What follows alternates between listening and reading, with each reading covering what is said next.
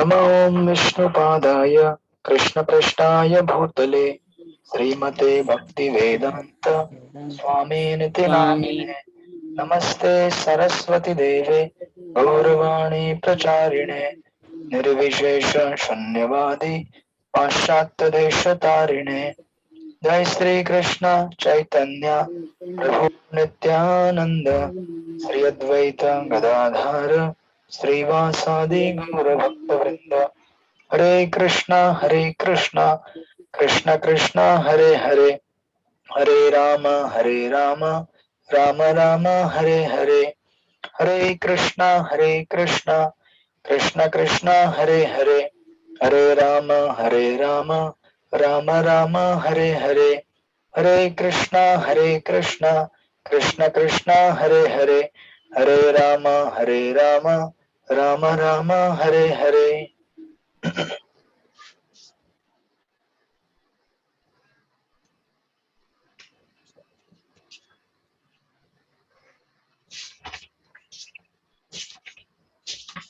परम पूज्य राधानाथ स्वामी महाराज ऐसी भक्ति वेदांत स्वामी प्रभुपाद भक्ति सिद्धांत सरस्वती गौर किशोर भक्ति विनोद बलदेव जगन्नाथ विश्वनाथ नरोत्तम कृष्णदास रघुनाथ जीव रूप स्वरूप सनातन श्री चैतन्य महाप्रभु ईश्वरपुरी नित्यानंद अद्वैत माधवेंद्रपुरी लक्ष्मीपति व्यास तीर्थ ब्रह्मण्य तीर्थ पुरुषोत्तम जय धर्म राजेंद्र विद्यानिधि दयानिधि ज्ञान सिंधु जय तीर्थ अक्षोभ्य माधव नृहरि पद्मनाभ मध्व व्यास नारद ब्रह्मा श्री कृष्ण।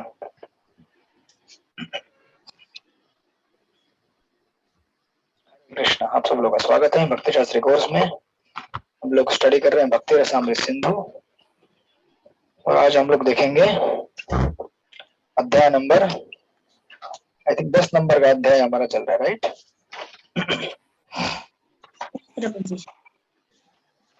हमने लास्ट चैप्टर किया था further consideration of devotional principles number 9।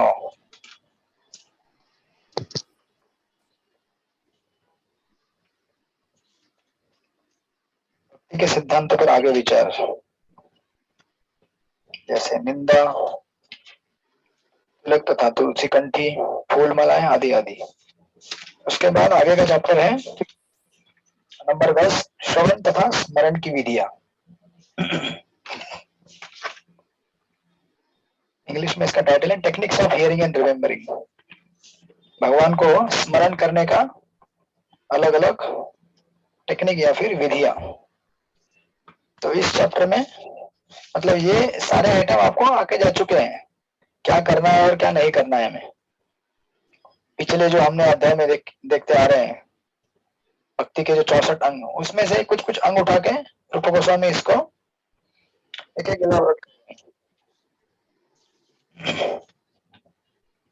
तो इस चैप्टर में एक अच्छे आइटम दिए हुए हैं तो let's see one by one.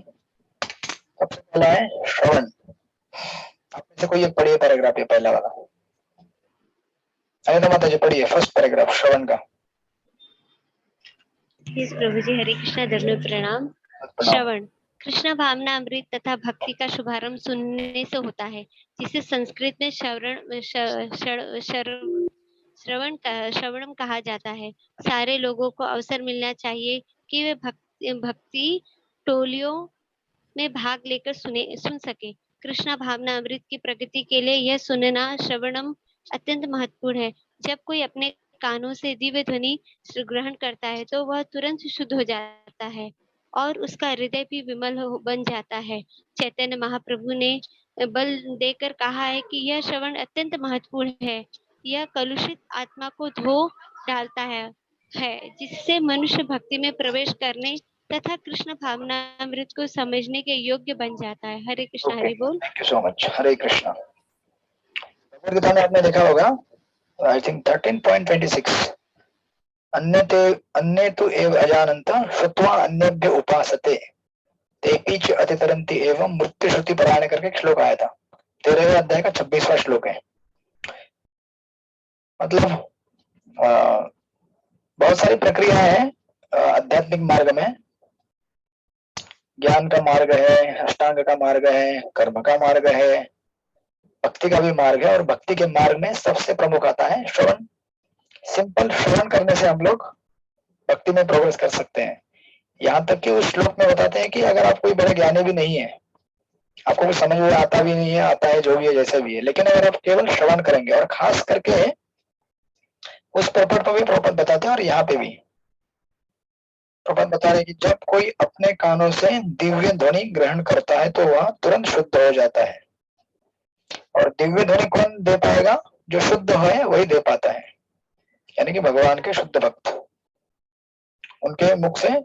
तो आज हम भी दिव्य ध्वनि उच्चारण कर रहे हैं, लेकिन अभी इस पुस्तक में जो लिखा गया है वो दिव्य ध्वनि है, लेकिन साथ में हमारी चेतना भी मिक्स होती है ना उसमें। तो हमारी चेतना और ये पुस्तक का लिखा हुआ शब्द, ये दोनों मिक्स होकर बाहर निकलते हैं, इसलिए उसका इम्पैक्ट अपने अपने प्योरिटी के हिसाब से रहता है। अदरवाइज आप बोलेंगे पुस्तकें तो है, तो फिर भी हम एडवांस में क्यों नहीं हो रहे हैं? तो एडवांस होंगे आप, सुनते रहिए, पढ़ते रहिए प्रभुपाद के इन दिव्य शब्दों को। जैसे शुद्धिकरण होगा धीरे धीरे, वैसे हम लोग भी अपने आप को भक्ति में आगे बढ़ा हुआ पाएंगे। इसीलिए एक चीज होता है कि देखिए, अभी श्रवण सुनने में भी नॉट जस्ट भागवत कथा, बट हरि कीर्तन, हमें ये आइटम हम लोग कई बार निग्लेक्ट करते हैं। जब शुद्ध भक्त कीर्तन करते हैं तो हमें उस कीर्तन को सुनना चाहिए। कई बार लेक्चर होता है तो भक्त बोलते हैं हो गया अभी कार्यक्रम, चलो प्रसाद के लिए। लेकिन कार्यक्रम का सबसे इम्पोर्टेंट पार्ट होता है कीर्तन। लेक्चर में सुना आपने, क्या सुना? कीर्तन करना चाहिए, कीर्तन सुनना चाहिए। फिर लेक्चर खत्म होता है, हम लोग बोलते चलो प्रसाद के लाइन में लग जाओ, यहाँ वहां जाओ, भागो। नहीं, ये सबसे इम्पोर्टेंट टाइम होता है कीर्तन सुनने का, क्योंकि शुद्ध भक्तों के मुख से जो भगवान का नाम निकलता है वो हमें लिबरेट कर सकता है। पर हमारा कंडीशन कैसा है? हाँ, थोड़ा दो तीन जोक सुन लिया, थोड़ा ये जानकारी सुन लिया, थोड़ा एक्रोनिम बना लिया, ABCD क्या होता है लेक्चर में से थोड़े पॉइंट्स लिख लिए, बस हो गया चलो। ऐसा नहीं, वो जरूरी है, करना चाहिए हमें लेकिन सारे इसका सार है श्रवण करना शुद्ध भक्तों से, जब वो कीर्तन करते हैं तो। और ऑफ कोर्स यहाँ पे और एक नीचे कोटेशन दिया है गरुड़ पुराण का, सेकंड पैराग्राफ में कहते हैं जिस तरह से किसी सांप के काटने पर व्यक्ति बेहोश हो जाता है और उसको जीवित करने के लिए कुछ, आज तो नहीं बट पहले के टाइम में कुछ मंत्रोच्चारण द्वारा उसको, या कुछ जड़ी बूटी ये सब उसका स्मेल दिला के उसको जागृत किया जाता था। उसी प्रकार प्रभुपाद लिख रहे हैं कि हम सब भी सर्प के दंश से मृत हो गए हैं। सर्प मतलब ही इंद्रिया, इन इंद्रिया और इंद्रिय वस्तु, जब इंद्रिय विषय की वस्तुएं हमारे सामने आती है, हमारी आंखों से, हमारे कान से, हमारे नाक से, हमारे जीवा से, त्वचा से, तो एक प्रकार से जहर हमारे अंदर आता है और उस जहर की वजह से हम लोग अचेत हो जाते हैं।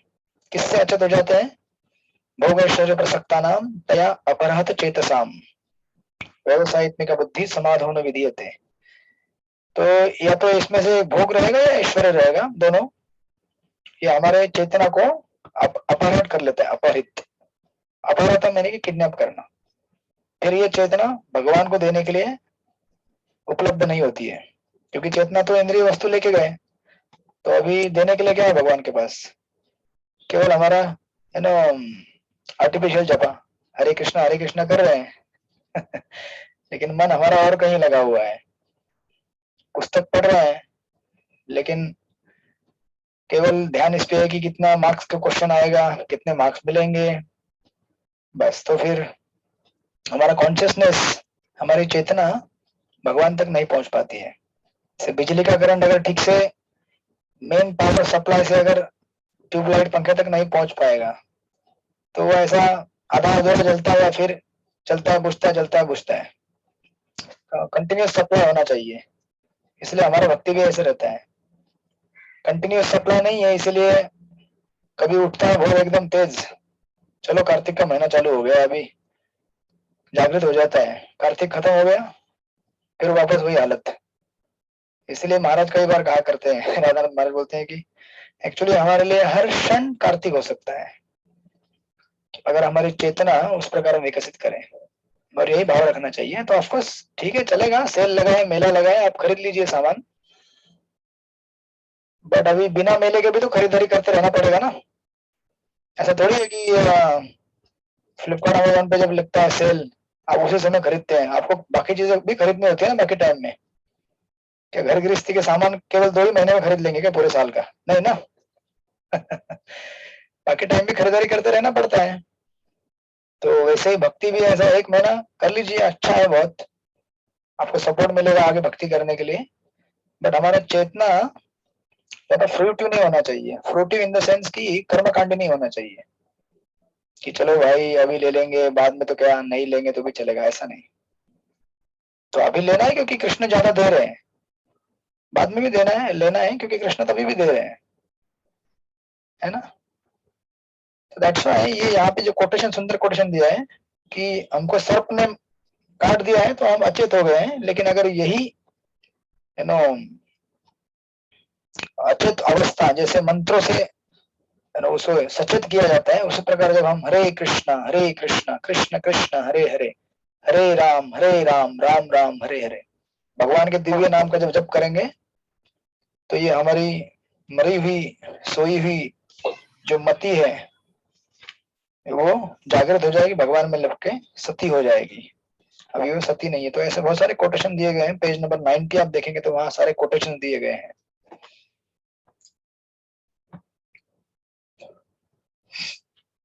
तो एक कोटेशन पढ़ता हूं मैं।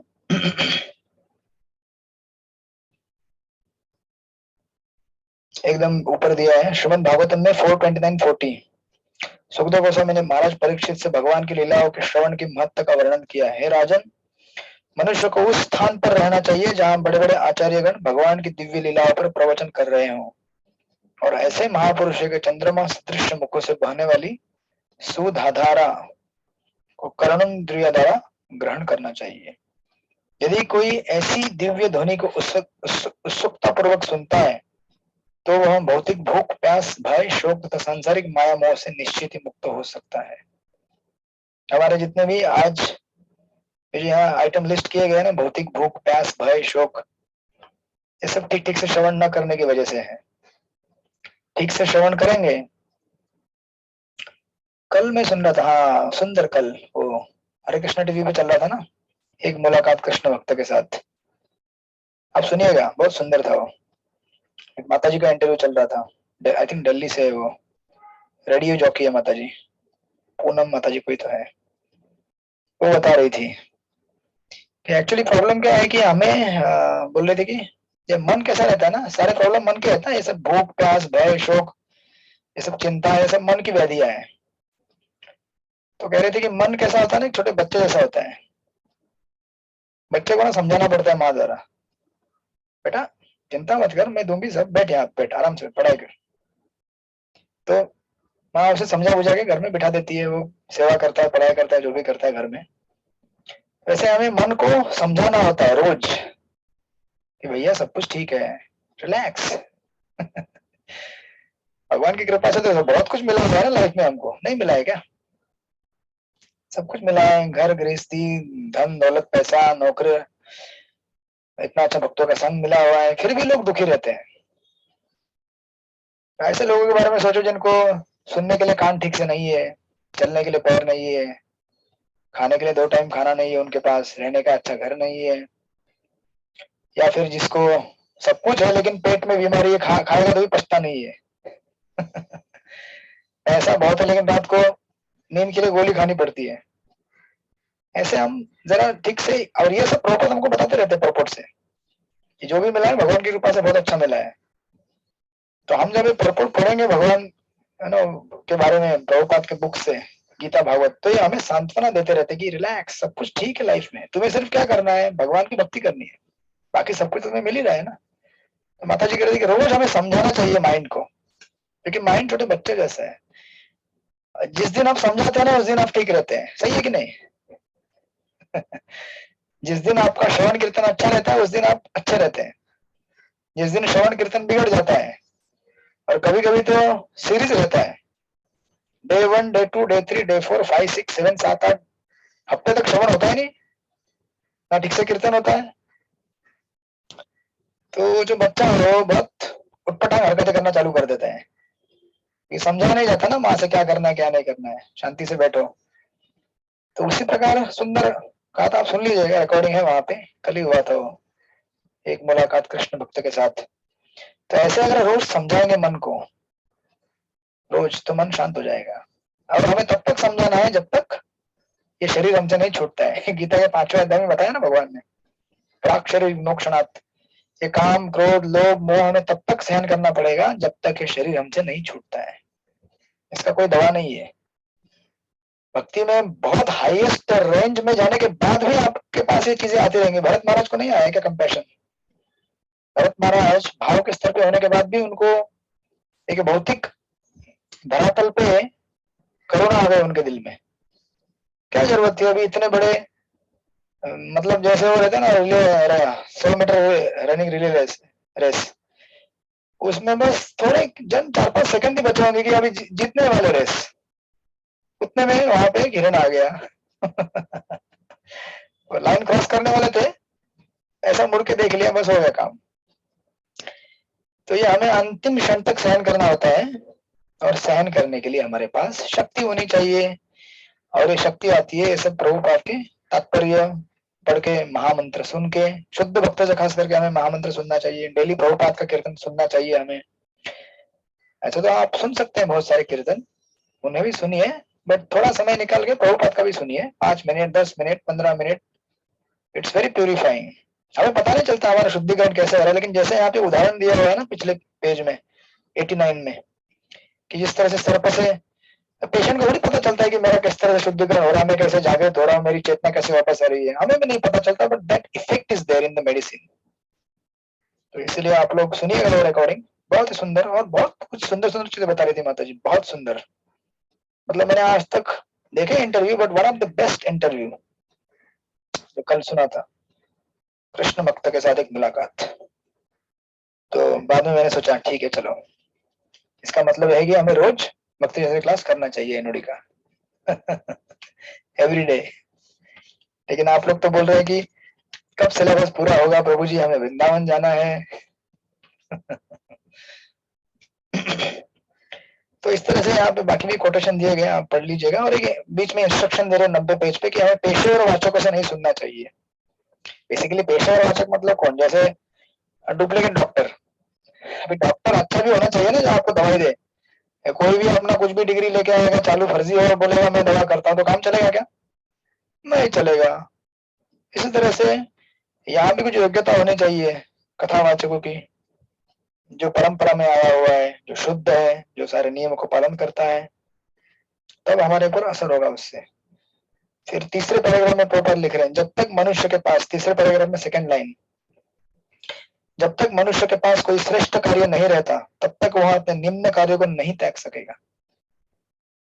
मतलब बेसिकली मन कभी भी वैकेंट नहीं रह सकता आपका, मन रिक्त नहीं रह सकता। मन में कुछ ना कुछ तो चलता ही रहेगा, या तो अच्छा या बुरा, या तो अच्छे थॉट्स या पॉजिटिव या नेगेटिव थॉट्स। तो हमें अगर नेगेटिव थॉट्स को निकालना है तो पॉजिटिव एंगेजमेंट देना ही पड़ेगा। तो इस तरह से इसमें बाकी कोटेशन आप पढ़ लीजिएगा। This is श्रवणम।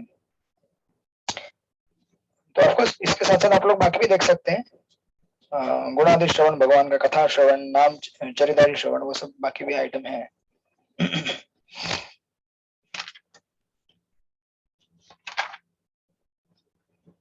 सत्यमा माता जब कुछ कहना चाहती थी, बोलिए। हमने हाथ ऊपर किया था।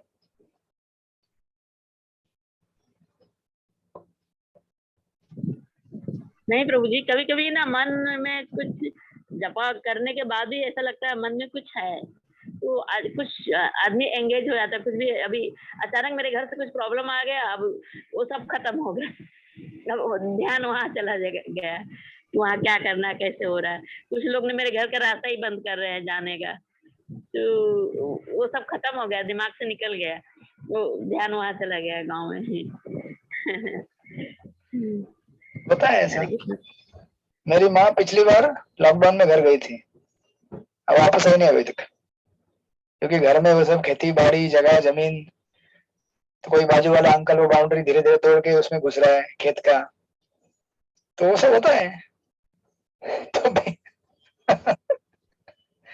अभी कितना साल हो गए, 2 साल होने को आया, वो गाँव गई थी तो अभी जो खेती कर रही है अभी तक, बोले आती हूँ मैं आती और हूँ। हाँ यस। और सर प्रभु जी, नीचे जो हमारा खेत है ना, सब लोग ने घर में सबमर्सिबल लगाया है। 5 सबमर्सिबल का पानी मेरे खेत में जा रहा है, पूरा खेत आधा वो पड़ा ही रहता है। अभी मैं घर जाऊं कभी तो कुछ कर सकती हूँ, तो यस फोन पे बोल बोल के कोई फायदा नहीं होता है। होता है हरे ऐसा, कृष्ण। क्या करें अभी, लेकिन जहां तक हो सके कीजिए, लेकिन अपना जपा मत छोड़िए, अपना भक्तिमय कार्य करते रहिए, फिर समय जैसे मिलेगा करते रहिए। तो इसके बाद अभी फिर सेकंड आइटम दिया है यहाँ पे पेज नंबर 91 पे, भगवत कृपा की आशा करना, भगवान की कृपा की आशा को बनाए रखना। पहला स्वरूप माता जी पढ़िए, पहला पैराग्राफ भगवत कृपा की आशा करना के अंदर जो लिखा है ना उसको।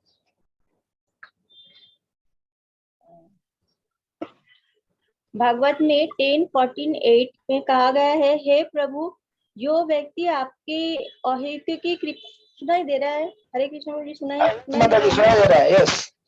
जो व्यक्ति आपकी अहेतुकी कृपा के लिए निरंतर प्रतीक्षा करता रहता है और जो अपने अंतःस्थल से आपको नमस्कार करते हुए अपने विगत दुष्कर्मों के फलों को भोगता रहता है, वो निश्चित रूप से मुक्ति का पात्र बनता है, क्योंकि ये उसका अधिकार हो जाता है। Hare Krishna. Yes, thank you. ये ब्रह्मा जी का कोटेशन है भागवत के 10वें स्कंद का। तत्तेनुकंपाम से, बहुत ही फेमस श्लोक आपने कई बार सुना होगा। तत्तेनुकंपाम से समीक्षमाण भंजान एवात्मकृतम विपाकम प्रदवाग वपुभिर्हृदम नमस्ते। ये श्लोक प्रभुपाद कई बार कोट करते हैं कई जगह पे। ये खास करके यहाँ पे इसलिए दिया है भगवत कृपा की आशा करना, इसलिए क्योंकि हमें अधीर नहीं होना चाहिए भगवान को प्राप्त करने में। अभी हम लोग बच्चे नहीं रहे हैं, हम लोग काफी साल से भक्ति कर रहे हैं और भक्ति का इतना पाठ आप लोग पढ़ चुके हैं पिछले 2-3-4 सालों में, ऑफिशियली पढ़ चुके हैं। ऐसे तो आप सुनते आ रहे हैं कई सालों से, बट आप ऑफिशियली पढ़ चुके हैं और आगे भी पढ़ेंगे, जितना भी भागवत में पढ़ेंगे। और रूप गोस्वामी, कई बार ऐसा हो सकता है कि हम इस आइटम को मिस कर जाएंगे। बाकी सब हम लोग आइटम एक्सरसाइज करते हैं, श्रवण कीर्तन अर्चन वंदन स्मरण आत्मनिर्भर दास्यम साख्यम, लेकिन ये सब करने के बाद भी कभी कभी हमें भगवान की कृपा की प्रतीक्षा करनी होती है और करनी पड़ती भी है कई बार, क्योंकि ये जो मार्ग है भक्ति का, ये कृपा का मार्ग है। It is a path of grace. Grace यानी कि कृपा, ग्रेस मार्क्स, और ये एब्सोल्यूट ग्रेस मार्क्स वाला पाथ है। यहाँ पे बिना भगवान की कृपा के आप मथुरा मंडल में जाएंगे कार्तिक में, 200 माला करेंगे 400 माला करेंगे, तो आप ये नहीं बोल सकते भगवान को कि मैंने इतना किया है भक्ति, अभी आप मुझे दे दो, नहीं बोल सकते। हाँ, ये हो सकता है कि आपको बोलने का एक मौका मिलेगा भगवान को कि मैंने कुछ किया है। अभी किसी ने कुछ किया है नहीं तो क्या बोलेगा कि मुझे दे दो करके। अभी किसी ने पढ़ाई नहीं किया 4 साल, या कोई क्लास में आया नहीं, बोला मुझे आगे बढ़ा दो, तो क्लास में आए नहीं तो कैसे आगे बढ़ेंगे भाई? कम से कम क्लास में तो आते आप तो हम कुछ कर सकते थे आपके लिए। तो कुछ ना करने से अच्छा है कुछ करना, बट स्टिल सफिशिएंट नहीं है हमारे लिए ये। इसलिए यहाँ पे ये देखिए, आप सेकंड लाइन पढ़ेंगे ना, बहुत इंपॉर्टेंट पैराग्राफ है सेकंड पैराग्राफ। इसे जेरोक्स करके आपके घर में दीवार पे चिपका के रखिएगा, बहुत सुंदर पैराग्राफ है। प्रभुपाद लिखते हैं कि भागवत का यह कथन सभी भक्तों के लिए मार्गदर्शक होना चाहिए। भक्त को अपने विगत दुष्कर्मों के फल से तुरंत राहत मिलने की आशा नहीं करनी चाहिए, जो कि हम लोग कई बार या हमेशा सोचते हैं कि नहीं नहीं नहीं नहीं नहीं, मेरा इतना मैं कर रहा हूँ फिर भी मुझे इतनी तकलीफ क्यों है। भक्ति रसायन सिंधु के पहले अध्याय में पढ़ा था, शुभदा क्लेशाग्नि, किधर है ये सब? केवल नाम के लिए पढ़ा रहे हैं क्या हमको? तो ये हमें ध्यान रखना चाहिए। प्रभुपाद के कथन है और भागवत का कथन है, ये रूप गोस्वामी यहाँ पे कोट कर रहे हैं कि भक्तों को अपने विगत दुष्कर्मों के फल से तुरंत राहत मिलने की आशा नहीं करनी चाहिए।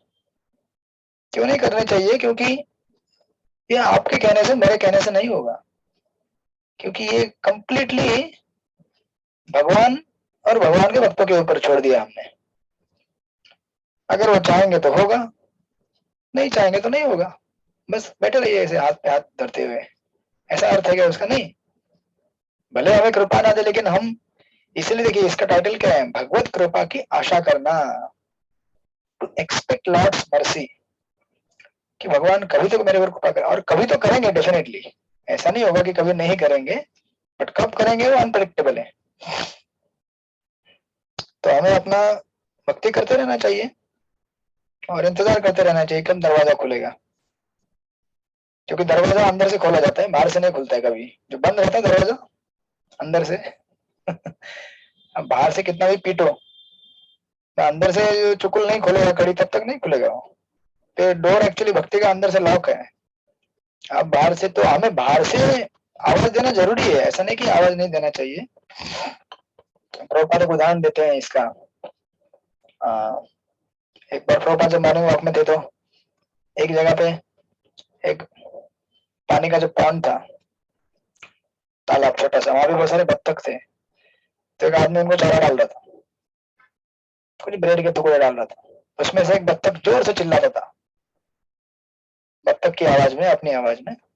मैं निकालूंगा नहीं महाराज बहुत अच्छी तरह निकालते हैं, राधानंद महाराज, लेकिन हम नहीं निकालेंगे तो जो जोर से चिल्ला रहा था उसको ही याद देता था। तो अभी जो जोर से नहीं चिल्ला रहा था, उनको नहीं मिल रहा था क्या? मिल रहा था, लेकिन थोड़ा कम मिल रहा था। तो हमें चिल्लाना नहीं चाहिए, भगवान को पुकारना चाहिए कि हमें दो, लेकिन साथ में हमें क्या करना चाहिए? उनकी कृपा की प्रतीक्षा करनी चाहिए। अब इस तरह से हमें हो सकता है पूरे जीवन भर चिल्लाते रहना पड़े। अब इसका मतलब ये नहीं कि चिल्लाना मतलब चिल्लाते रहना दिन भर। चिल्लाने का अर्थ ये है कि हमारा संपूर्ण जीवन कृष्ण के लिए कॉलिंग है। हम बहुत सारे भक्ति के जो अंग हैं उनको डेडिकेटेडली फॉलो करते हैं, कमिटमेंट देते हैं, वैष्णव की सेवा करते हैं। ये क्या है? कॉलिंग है ना भगवान के लिए, कि मैं आपको चाहता हूँ। क्योंकि अगर मैं आपको चाहता हूँ तो मैं आप जैसा बोलेंगे करते रहूंगा, तब तक करते रहूंगा जब तक आप मुझे बुलाओगे नहीं अपने पास। तो रूप गोस्वामी इसको खास करके यहाँ पे दे रहे हैं ताकि मिस ना हो जाए आइटम हमसे। प्रभुपाद लिखते हैं कि कोई भी बद्धात्मा ऐसे फलों के अनुभव से मुक्त नहीं है, क्योंकि इस जगत का अर्थ है विगत कर्मों के फलस्वरूप निरंतर कष्ट भोगना या सुख भोगना। तो हम सब लोग यहाँ पे आए मतलब हमारा कुछ ना कुछ पिछले जन्म का कर्म था, और सौभाग्यवश भगवान की कृपा से मनुष्य का जीवन मिला है। तो ये भी उसमें बहुत बड़ा भगवान का कृपा है।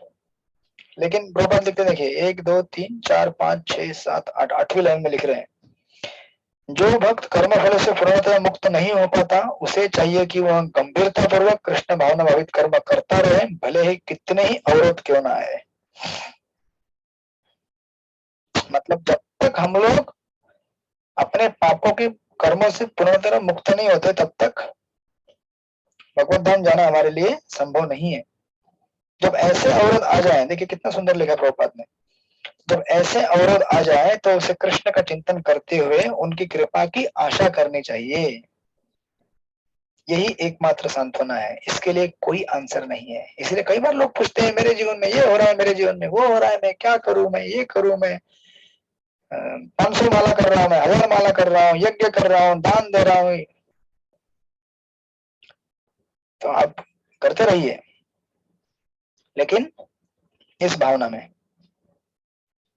कि भगवान कृपा देंगे। That's it. Path of surrender मतलब क्या? शरणागति का पाथ मतलब यही होता है, नॉट टू डिमांड, जस्ट भगवान से कृपा की याचना करते रहिए। एकमात्र सांत्वना मतलब इसके लिए कोई फिलोसॉफिकल आंसर नहीं है। कई बार भक्तगण आते हैं, प्रभु जी तो इसका उत्तर क्या है, ऐसा क्यों हो रहा है, ऐसा क्यों हो रहा है? तो इसका उत्तर कुछ नहीं है, इसका उत्तर केवल एक ही है। क्या है? कहाँ गया हमारे मनोहर बलदेव प्रभु? आज नहीं आया लगता है हरे कृष्णा। हाँ, हरे आपके प्रश्न का उत्तर यहाँ पे आया हुआ है।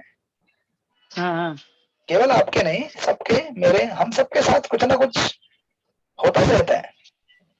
यस प्रभु। हमने कभी सोचा नहीं होता है, अचानक कोई चीज आ जाती है अनएक्सपेक्टेडली, और हो गया फिर आपका 3-4 दिन का जपा वहीं पे क्रैश हो जाता है। 4 दिन फिर वही चीज के बारे में सोचते रहेंगे कंटिन्यूअसली, ऐसा क्यों हुआ, ऐसा क्यों हुआ, ऐसा क्यों हुआ। 3 बार हरे नाम हरे नाम हरे नाम, तेरे नाम ये एवं समस्या एवं समस्या एवं समस्या। लेकिन प्रभुपाद यहाँ पे बोल रहे लेकिन हैं, वो बातें हम लोग मतलब भक्ति करते हुए भी वो बातें माइंड में घुस जाती है और निकलती ही नहीं, कितना भी कोशिश करो मन वहां पे ही जाता है। तो ऐसे समय में क्या करने का, कुछ नहीं करने का, हाँ जस्ट टॉलरेट। सी, मैं ये बोल रहा हूँ, मैं जानता हूँ ये चीज कठिन है, लेकिन मैं भी ऐसी चीज से जाता हूँ कई बार। ऐसा नहीं कि आप लोगों को लगता होगा ब्रह्मचारी लोग मतलब बस बैठ के प्रवचन देते हैं, प्रसाद लेके सो जाते हैं। बराबर। ऐसा नहीं है। जब मैं बोल रहा हूँ तो मेरे पास भी इसके कुछ अनुभव है, आपके पास भी कुछ अनुभव है। ये चीजें हमारे साथ निरंतर होती आ रही हैं अनादिकाल से। पहले हमारे पास इसका उपाय नहीं था, अभी थोड़ा थोड़ा उपाय हमको मालूम पड़ गया है। पहले हम लोग क्या करते थे, सीधा पत्थर बंदूक गोली उठा के मारा चालू कर देते थे, बराबर ना। अभी बराबर। आपके समय पता चला है कि ये क्यों होता है और इसे क्या करना चाहिए। इसलिए प्रभुपाद बोल रहे हैं यहाँ पे, सहन करो, इसका कोई उत्तर नहीं है। मैंने उस दिन आपको ये स्टोरी बताया था बाइबल का, इसका जो का, याद है आप लोग वो स्टोरी बताया था, शैतान और भगवान के बीच में कन्वर्सेशन होता है। वो डिवोटी के पास जाते हैं, उसको बहुत सारे शरीर में फुंसी आती है, उसका सब कुछ धन दौलत जाता है। बोलते हैं ऐसा कैसे हो रहा है मेरे जीवन में, मैं इतना बड़ा भक्त हूँ, डेली मंदिर में जाता हूँ, भक्ति शास्त्र किया है, भक्ति वैभव करने वाला हूँ, 16 माला करता हूँ रोज, पता है ब्रैकेट में बोला होगा 64 करता हूँ एकादशी में। मेरे साथ क्यों हो रहा है? डिमांड नहीं करने का, अपने साधना का, अपने भक्ति का ये एक प्रकार का एक आडंबर और गर्व है। मैंने इतना किया है तो मुझे इतना दो। महाराज कहते हैं सबसे बड़ा पाप है गर्व करना, मतलब सबसे बड़ा पाप होता है किसी चीज का, और भक्ति का गर्व करना सबसे बड़ा पाप है। तो इसीलिए प्रभुपाद यहाँ पे लिख रहे हैं, यदि भक्त इस भावना से अपने दिन बिताता है, ठीक है ना। मनोहर बलदेव प्रभु, हाँ प्रभु। हरे यदि भक्त इस भावना से अपने दिन बिताते रहता है भक्ति में, कोई बात नहीं। हरे कृष्णा कृष्ण कृष्ण हरे हरे, हरे राम राम राम हरे हरे। मानता हूँ कठिन है ये, लेकिन मैं ट्राई करता हूँ। मैंने कई बार ऐसा ट्राई किया है। एक्सट्रीम जब कुछ अनएक्सपेक्टेड ऐसी कुछ चीजें आती है जो समझ में नहीं आता कि क्या हो रहा है, तो उठाता हूँ जपा वाला। जब होता नहीं है या करने की इच्छा भी नहीं होती है जब, लेकिन सोचता हूँ कि इतना हमने सुना है, पढ़ा है, लेट्स चलो खाली नाटक कर लेते हैं, माला ऐसे ऐसे हाथ में लेके घुमा देता हूँ, तो थोड़ा सा मैं समझ में आता है कि हाँ इसका समाधान यही है और कुछ नहीं है। Just relax, tolerate and go ahead. तो ऐसा करने से क्या होगा, प्रभुपाद यहाँ पे बोलते हैं, ऐसे कार्यकलाप से हम भगवत धाम जाने के दावे का अधिकार प्राप्त कर लेता है। दाय भाग, दाय भाग का अर्थ है पिता की संपत्ति का वैध अधिकारी पुत्र। इसी तरह जो शुद्ध भक्त कृष्ण भावनावेग कार्यों को करते हुए सभी प्रकार के क्लेशों को सहन करने के लिए तैयार रहता है, यानी कि क्लेशाग्नि पढ़ने के बाद भी क्लेश आएगा आपको, ठीक है ना। ये मत सोचिए पहले अध्याय में क्लेशाग्नि सुन लिया तो अभी क्लेशाग्नि खत्म हो गया, नहीं हुआ। कृष्ण हमको कैसे भी क्लेश दे सकते हैं। आपको लगेगा हमने सारे पूर्व कर्मों का कोटा समाप्त कर दिया, चलेगा, तो कृष्ण अपनी तरफ से देंगे कुछ। जरूरी नहीं कि आपको पूर्व कर्म खत्म होगा तो बैग खाली हो गया, नहीं। कृष्ण अपना एक नया स्टाइल का क्लेश देंगे। ऐसे व्यक्ति अगर रहेगा तो दिव्य धाम में प्रवेश करने का वैध पात्र बन जाता है। इसलिए बहुत इंपॉर्टेंट है। रूप गोस्वामी यहाँ पे इसलिए सिंगल आइटम लिस्ट कर रहे हैं ताकि हम इसको मिस ना कर पाए। भगवान की कृपा की याचना करनी चाहिए। एंड देन उसके बाद फिर स्मरण। स्मरण यानी कि भगवान को याद करना। ये श्लोक आप कई बार पढ़ते होंगे जब डीटी वर्शिप के लिए जाते होंगे। ओम अपवित्र वा पवित्र, ओम पवित्र वा अपवित्र वा सर्वागोस्तगतोपि वा। ये दीक्षा के समय में भी आपको पढ़ाया जाता है, उस समय भी आप पढ़ते हैं। कि भगवान का स्मरण बहुत पावरफुल रहता है। भगवान को याद करने से जितना शुद्धिकरण होता है उतना किसी दूसरी प्रक्रिया से नहीं हो सकता।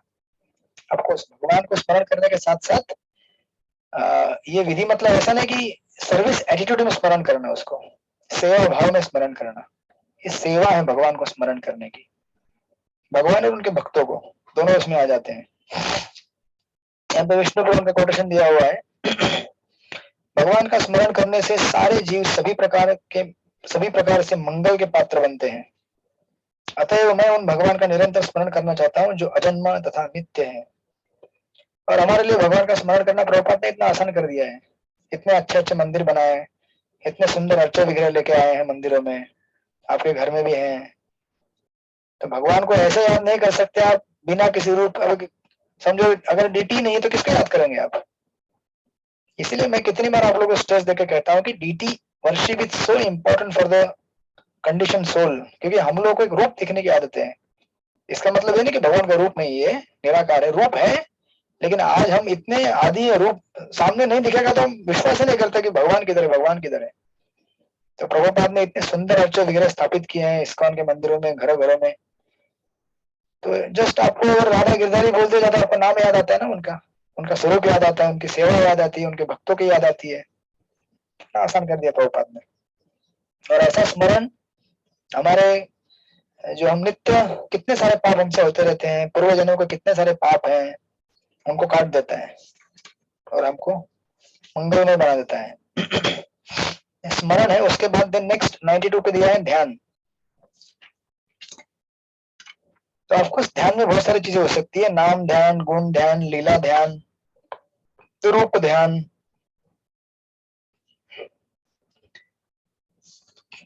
यहाँ पे खास करके लेकिन ये 92-93 पेज में एक स्टोरी दिया हुआ है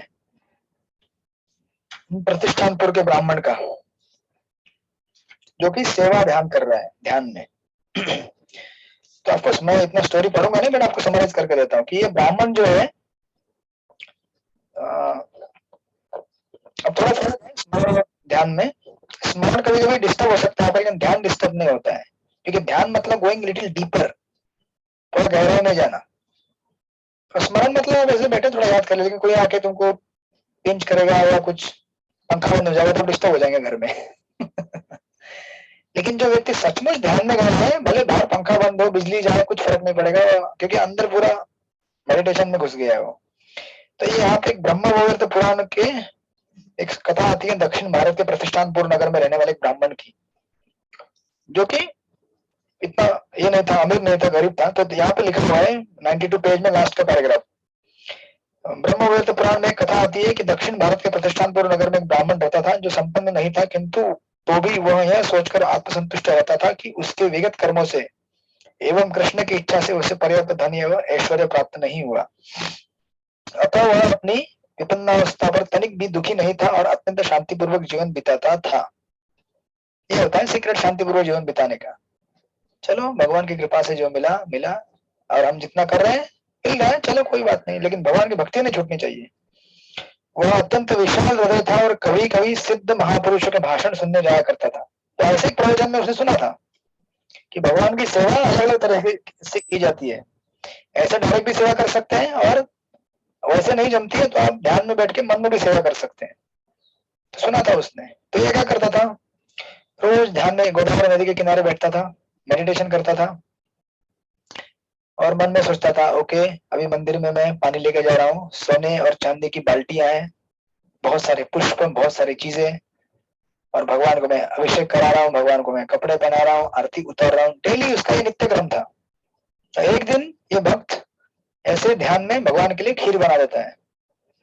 और जब खीर बनाता है तो खीर अभी भगवान को भोग लगाना है, लेकिन कितना ठंडा हुआ है, गर्म हुआ है, चेक करने के लिए उसमें थोड़ा सा उंगली डाल के देखने की कोशिश करता है। जब प्रभुपाद लिखते हैं कि खीर कभी भी गर्म नहीं दी जाती, ठंडी दी जाती है, थोड़ी अच्छी लगती है ठंडी खीर। तो जब उंगली डालता तो क्या होता है, उसकी उंगली जल जाती है और उसका ध्यान टूट जाता है। और वैकुंठ में नारायण भगवान हंसते हैं। तो लक्ष्मी पूछती है, क्या हुआ, क्यों हंस रहे हो? तो भगवान कुछ नहीं बोलते, सीधा विष्णु दूत को भेज देते हैं, जाओ इस भक्त को लेके आ जाओ। तुरंत विमान आ जाता है वैकुंठ से, इस भक्त को उठा के लेके जाते हैं भगवत धाम। फिर वहां जाके पूरा लक्ष्मी जी को ये विवरण बताते हैं, भगवान की क्या हुआ है, देखो क्यों मैं हंस रहा था। और फिर नित्य पार्षद बन जाता है व्यक्ति भगवान के धाम में, वैकुंठ में। तो आप अभी बोलेंगे कि प्रभु जी क्या है सब फेरी टू स्टोरी सुना रहे हो, कभी हाथ जलता है क्या? सपने में खिचड़ी में हाथ डाला, हाथ जलेगा क्या आपका? आज तक तो हमारा हाथ कभी जला नहीं। क्यों नहीं जला? क्योंकि आपने कभी सपने में ध्यान किया ही नहीं। आप ट्राई करके देखो, जलेगा आपका भी हाथ।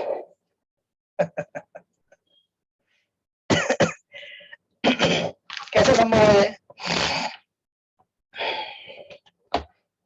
कैसे जल गया उसका हाथ?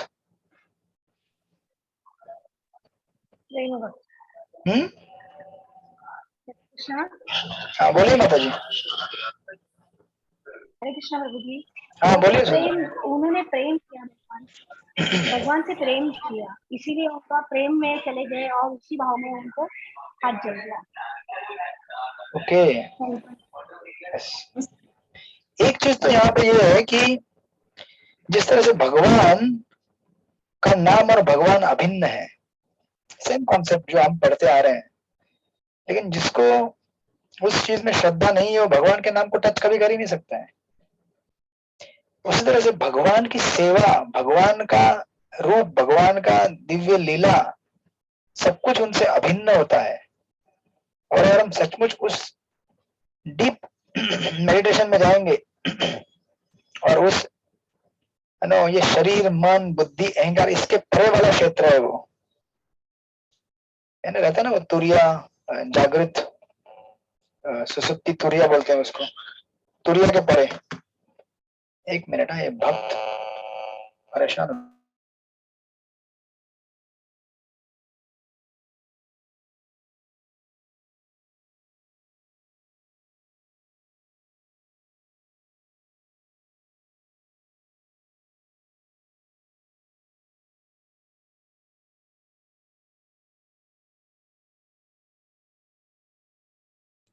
तो अगर हम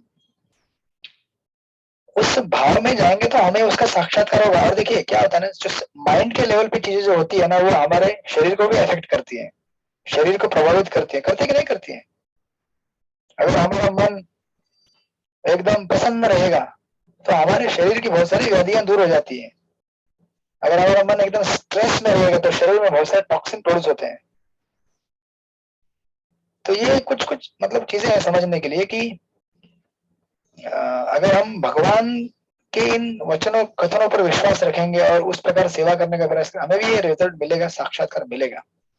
ऐसे कई हमारे संप्रदाय में उदाहरण है, रघुनाथ गोस्वामी और इनके। रघुनाथ गोस्वामी, उनका कई जगह पे आता है वर्णन की, है ना, थोड़ा सा बटर मिल्क पीते थे वो, आपको याद रहेगा। अब इतने से बटर मिल्क से कभी शरीर का पोषण होता है क्या? मतलब आप 2-3 दिन में इतना सा बटर मिल्क पिएंगे तो आपका बॉडी चलेगा? नहीं चलेगा ना। लेकिन ये अद्भुत मतलब प्रसंग है जो दिखाते हैं हमको कि जब व्यक्ति शरीर के परे चले जाता है, क्योंकि भगवान वास्तविक, की कृपा रहेगी, यस भगवान की कृपा भगवान की रहेगी, कृपा रहेगी यस तो करेक्ट। सब चलेगा। क्योंकि वास्तविक इस शरीर को मेंटेन करने वाला कौन है? आत्मा होता है। शरीर तो है ही है, लेकिन शरीर से परे आत्मा है जो इसको पूरी तरह लाइट कर रहा है, रेगुलेट कर रहा है। तो एक डिफरेंट फेज है ये। ऑफकोर्स अभी आप लोग किसी इमिटेट मत कीजिएगा इसको, आप लोग लेते रहिए जितना प्रसाद आपको चाहिए, आराम से नींद लीजिए और आप ध्यान में भी जा सकते हैं और भगवान की सेवा कर सकते हैं। जिस किसी को दीप दान करने को नहीं मिलता राधा गिरधारी को, मन में कीजिए,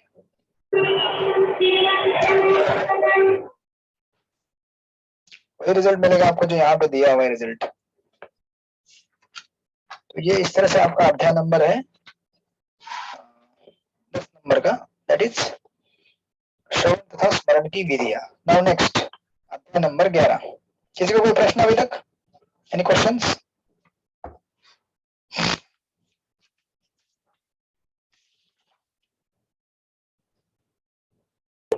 हरे कृष्णा प्रभु जी।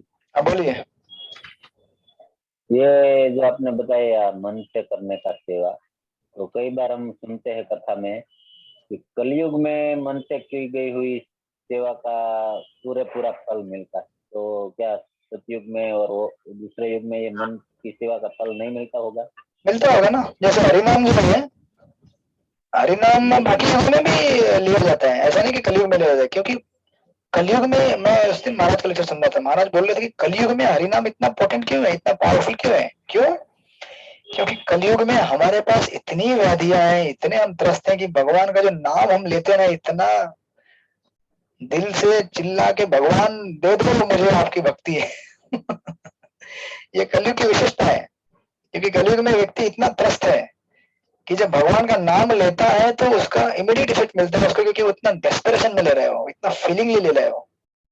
और बाकी युगों में कैसा होता है, जैसे सतयुग कहता है, सब कुछ बहुत कुछ पीसफुल है सोसाइटी, सब कुछ शांत, सब कुछ पुण्यवान वातावरण रहता है, सात्विक वातावरण रहता है, तो फिर उतना फीलिंग नहीं है वो। But Harinam is there always, all the time, ऐसा नहीं कि वो टाइम में नहीं रहता है। उसी प्रकार की जितनी भी प्रक्रिया हम स्टडी कर रहे हैं आज, या फिर आपने जो भी कहा, वो हर युग में, हर टाइम में प्रैक्टिस किया जाता है। लेकिन खास करके कलयुग के लिए एक बेनेडिक्शन दिया गया है, क्योंकि जैसे ये स्टोरी भी है, ये भी यहाँ पे बतलाता है कि जो आध्यात्मिक क्रिया होती है वो शारीरिक या फिर क्या बोलते हैं उसको, फिजिकल लेवल पे भी की जाए तो उसका एक अपना परिणाम है। लेकिन चूंकि ये क्रियाएं दिव्य है, इसलिए उनको आप मानसिक स्तर पे भी करोगे तो भी आपको उसका रिजल्ट मिलेगा।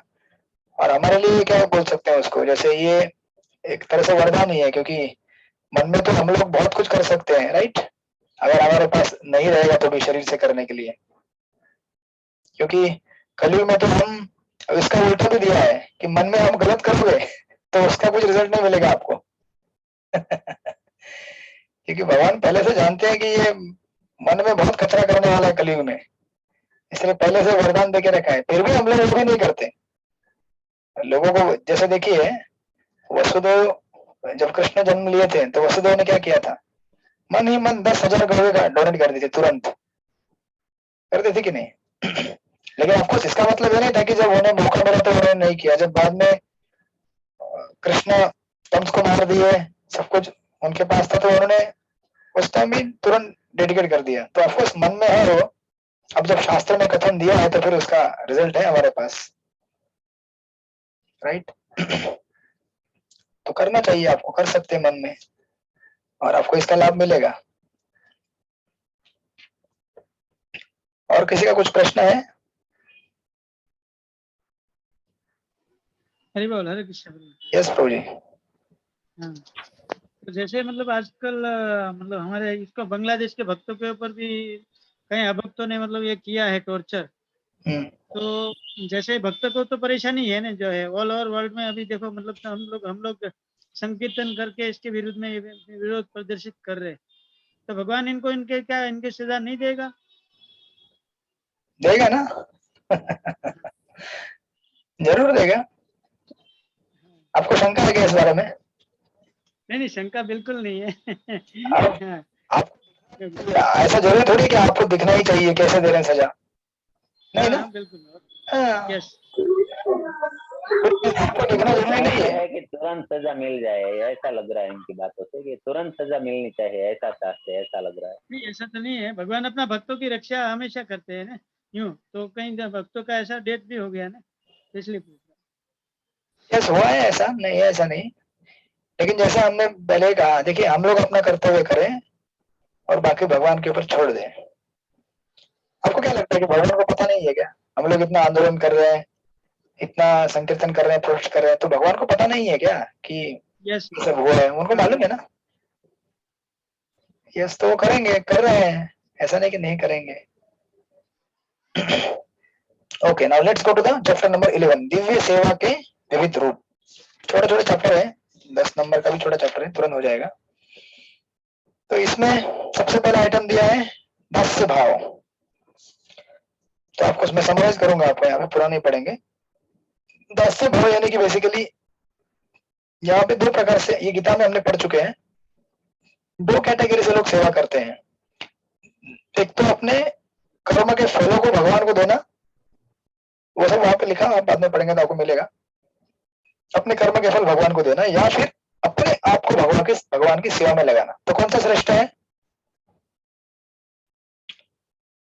दूसरा वाला ना, अपने अपने आप को भगवान की सेवा में लगा। Yes. तो भगवान को अपने कर्म के फल देना भी भक्ति माना जाता है, नहीं ऐसा नहीं। रूप गोस्वामी यहाँ पे लिख रहे हैं कि उनको भी भक्त माना जाता है, लेकिन इससे श्रेष्ठ भक्त है वो जो न केवल अपने कर्म के फलों को देते हैं, बल्कि अपने आप को ही भगवान के लिए डेडिकेट कर देते हैं। दैट इज कॉल्ड दास्यम। और ये कैसा है ना, देखिए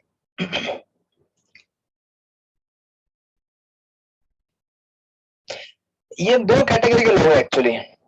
इसको संस्कृत में यहाँ पे प्रभुपाद ने लिखा हुआ है,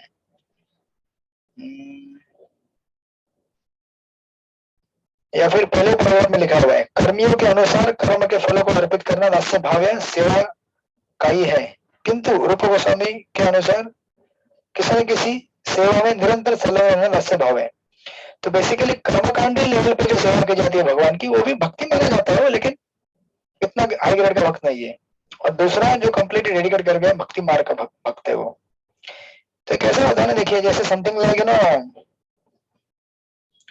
ऐसे उदाहरण दिया जाता है कि समझो अगर हम अपने आप को एक फैमिली का पार्ट मानते हैं, एक फैमिली का पार्ट, तो हम लोग क्या चाहेंगे कि हम फैमिली को कुछ कंट्रीब्यूट करें, बराबर है कि नहीं?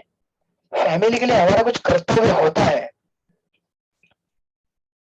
तो समझो अगर घर में बेटा है या लड़की है, शादी नहीं हुई है अभी, लड़की है, जॉब करती है, तो कुछ ना कुछ कंट्रीब्यूट करेगी, राइट?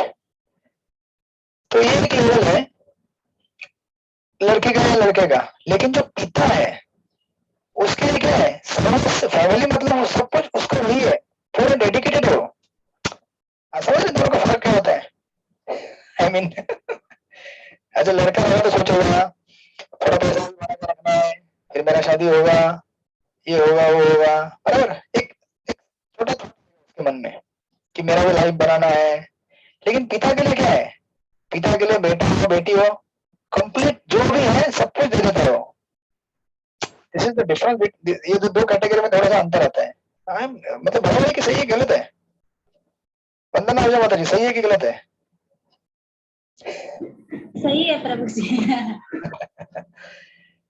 तो आप घर में किसी को भी इधर उधर देखिए मत, मेरा बेटा कैसे है, मेरी बेटी कैसी है, कौन कितना पैसा दे रहा है नहीं दे रहा है। ये फटाके कौन फोड़ रहा है? But there is a slight difference, ठीक है ना, हल्का सा। इतना नहीं, ऐसा नहीं बोल रहा कि मैं स्वार्थी होते हैं, समझो आपके घर में बेटा है तो इतना स्वार्थी नहीं होगा, वो नहीं होते हैं, लेकिन still there is a small minor difference. तो वो फर्क होता है ये दोनों कैटेगरी में। तो यहाँ पे जो दास्य भाव कहा गया है वो है जो कंप्लीटली डेडिकेट कर दिया है भगवान को। प्रभुपाद इस सेकंड पैराग्राफ के लास्ट के 3-4 लाइन में लिखते हैं, देखिए क्या कह रहे हैं। ठीक है, वो ये चलो पढ़ लेते हैं। जो भक्तगण गृहस्थ होते हैं वे वैदिक कर्मकांडों के साथ साथ भक्ति के नियत कार्यों को भी स्वीकार करते हैं, क्योंकि दोनों ही कृष्ण को तुष्ट करने के निमित्त होते हैं। यानी कि जब आप गृहस्थी में है, कुछ कर्मकांडी कार्य भी कर रहे हैं, तो ये किसके लिए है? ये आपके लिए भक्ति है, कर्मकांड नहीं है।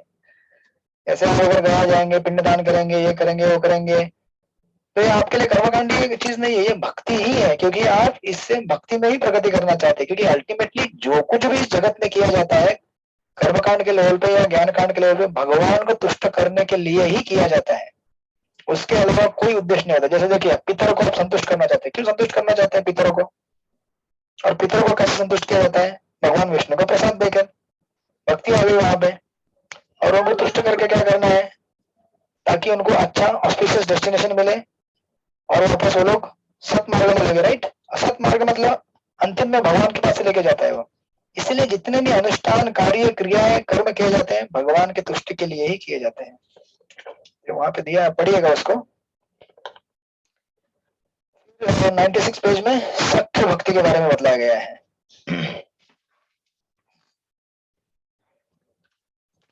आप में से बहुत सारे लोग अभी ये बोलते होंगे कि प्रभु जी हम तो इतना डेडिकेटेड नहीं है, हम लोग तो केवल थोड़ा थोड़ा फल भगवान को देते हैं, तो हम लोग प्रभु जी कर्मकांडी हो गए, थोड़े नीचे के लेवल पे आ गए ना। प्रभु जी जपा करते हैं, जपा का फल का तो पूरा भगवान को अर्पित करते हैं ना?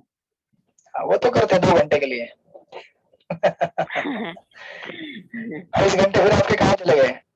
तो इसीलिए मैंने वापस क्लैरिफाई कर रहा हूँ कि ऐसा ना सोचिए आप लोग की फिर आपका कहने का अर्थ क्या है कि ब्रह्मचारी मंदिर में सेवा कर रहे तो उच्च स्तर पर है और जो घर में हम गृहस्थ में हम लोग के नीचे के स्तर पे है। नहीं, ऐसा नहीं है।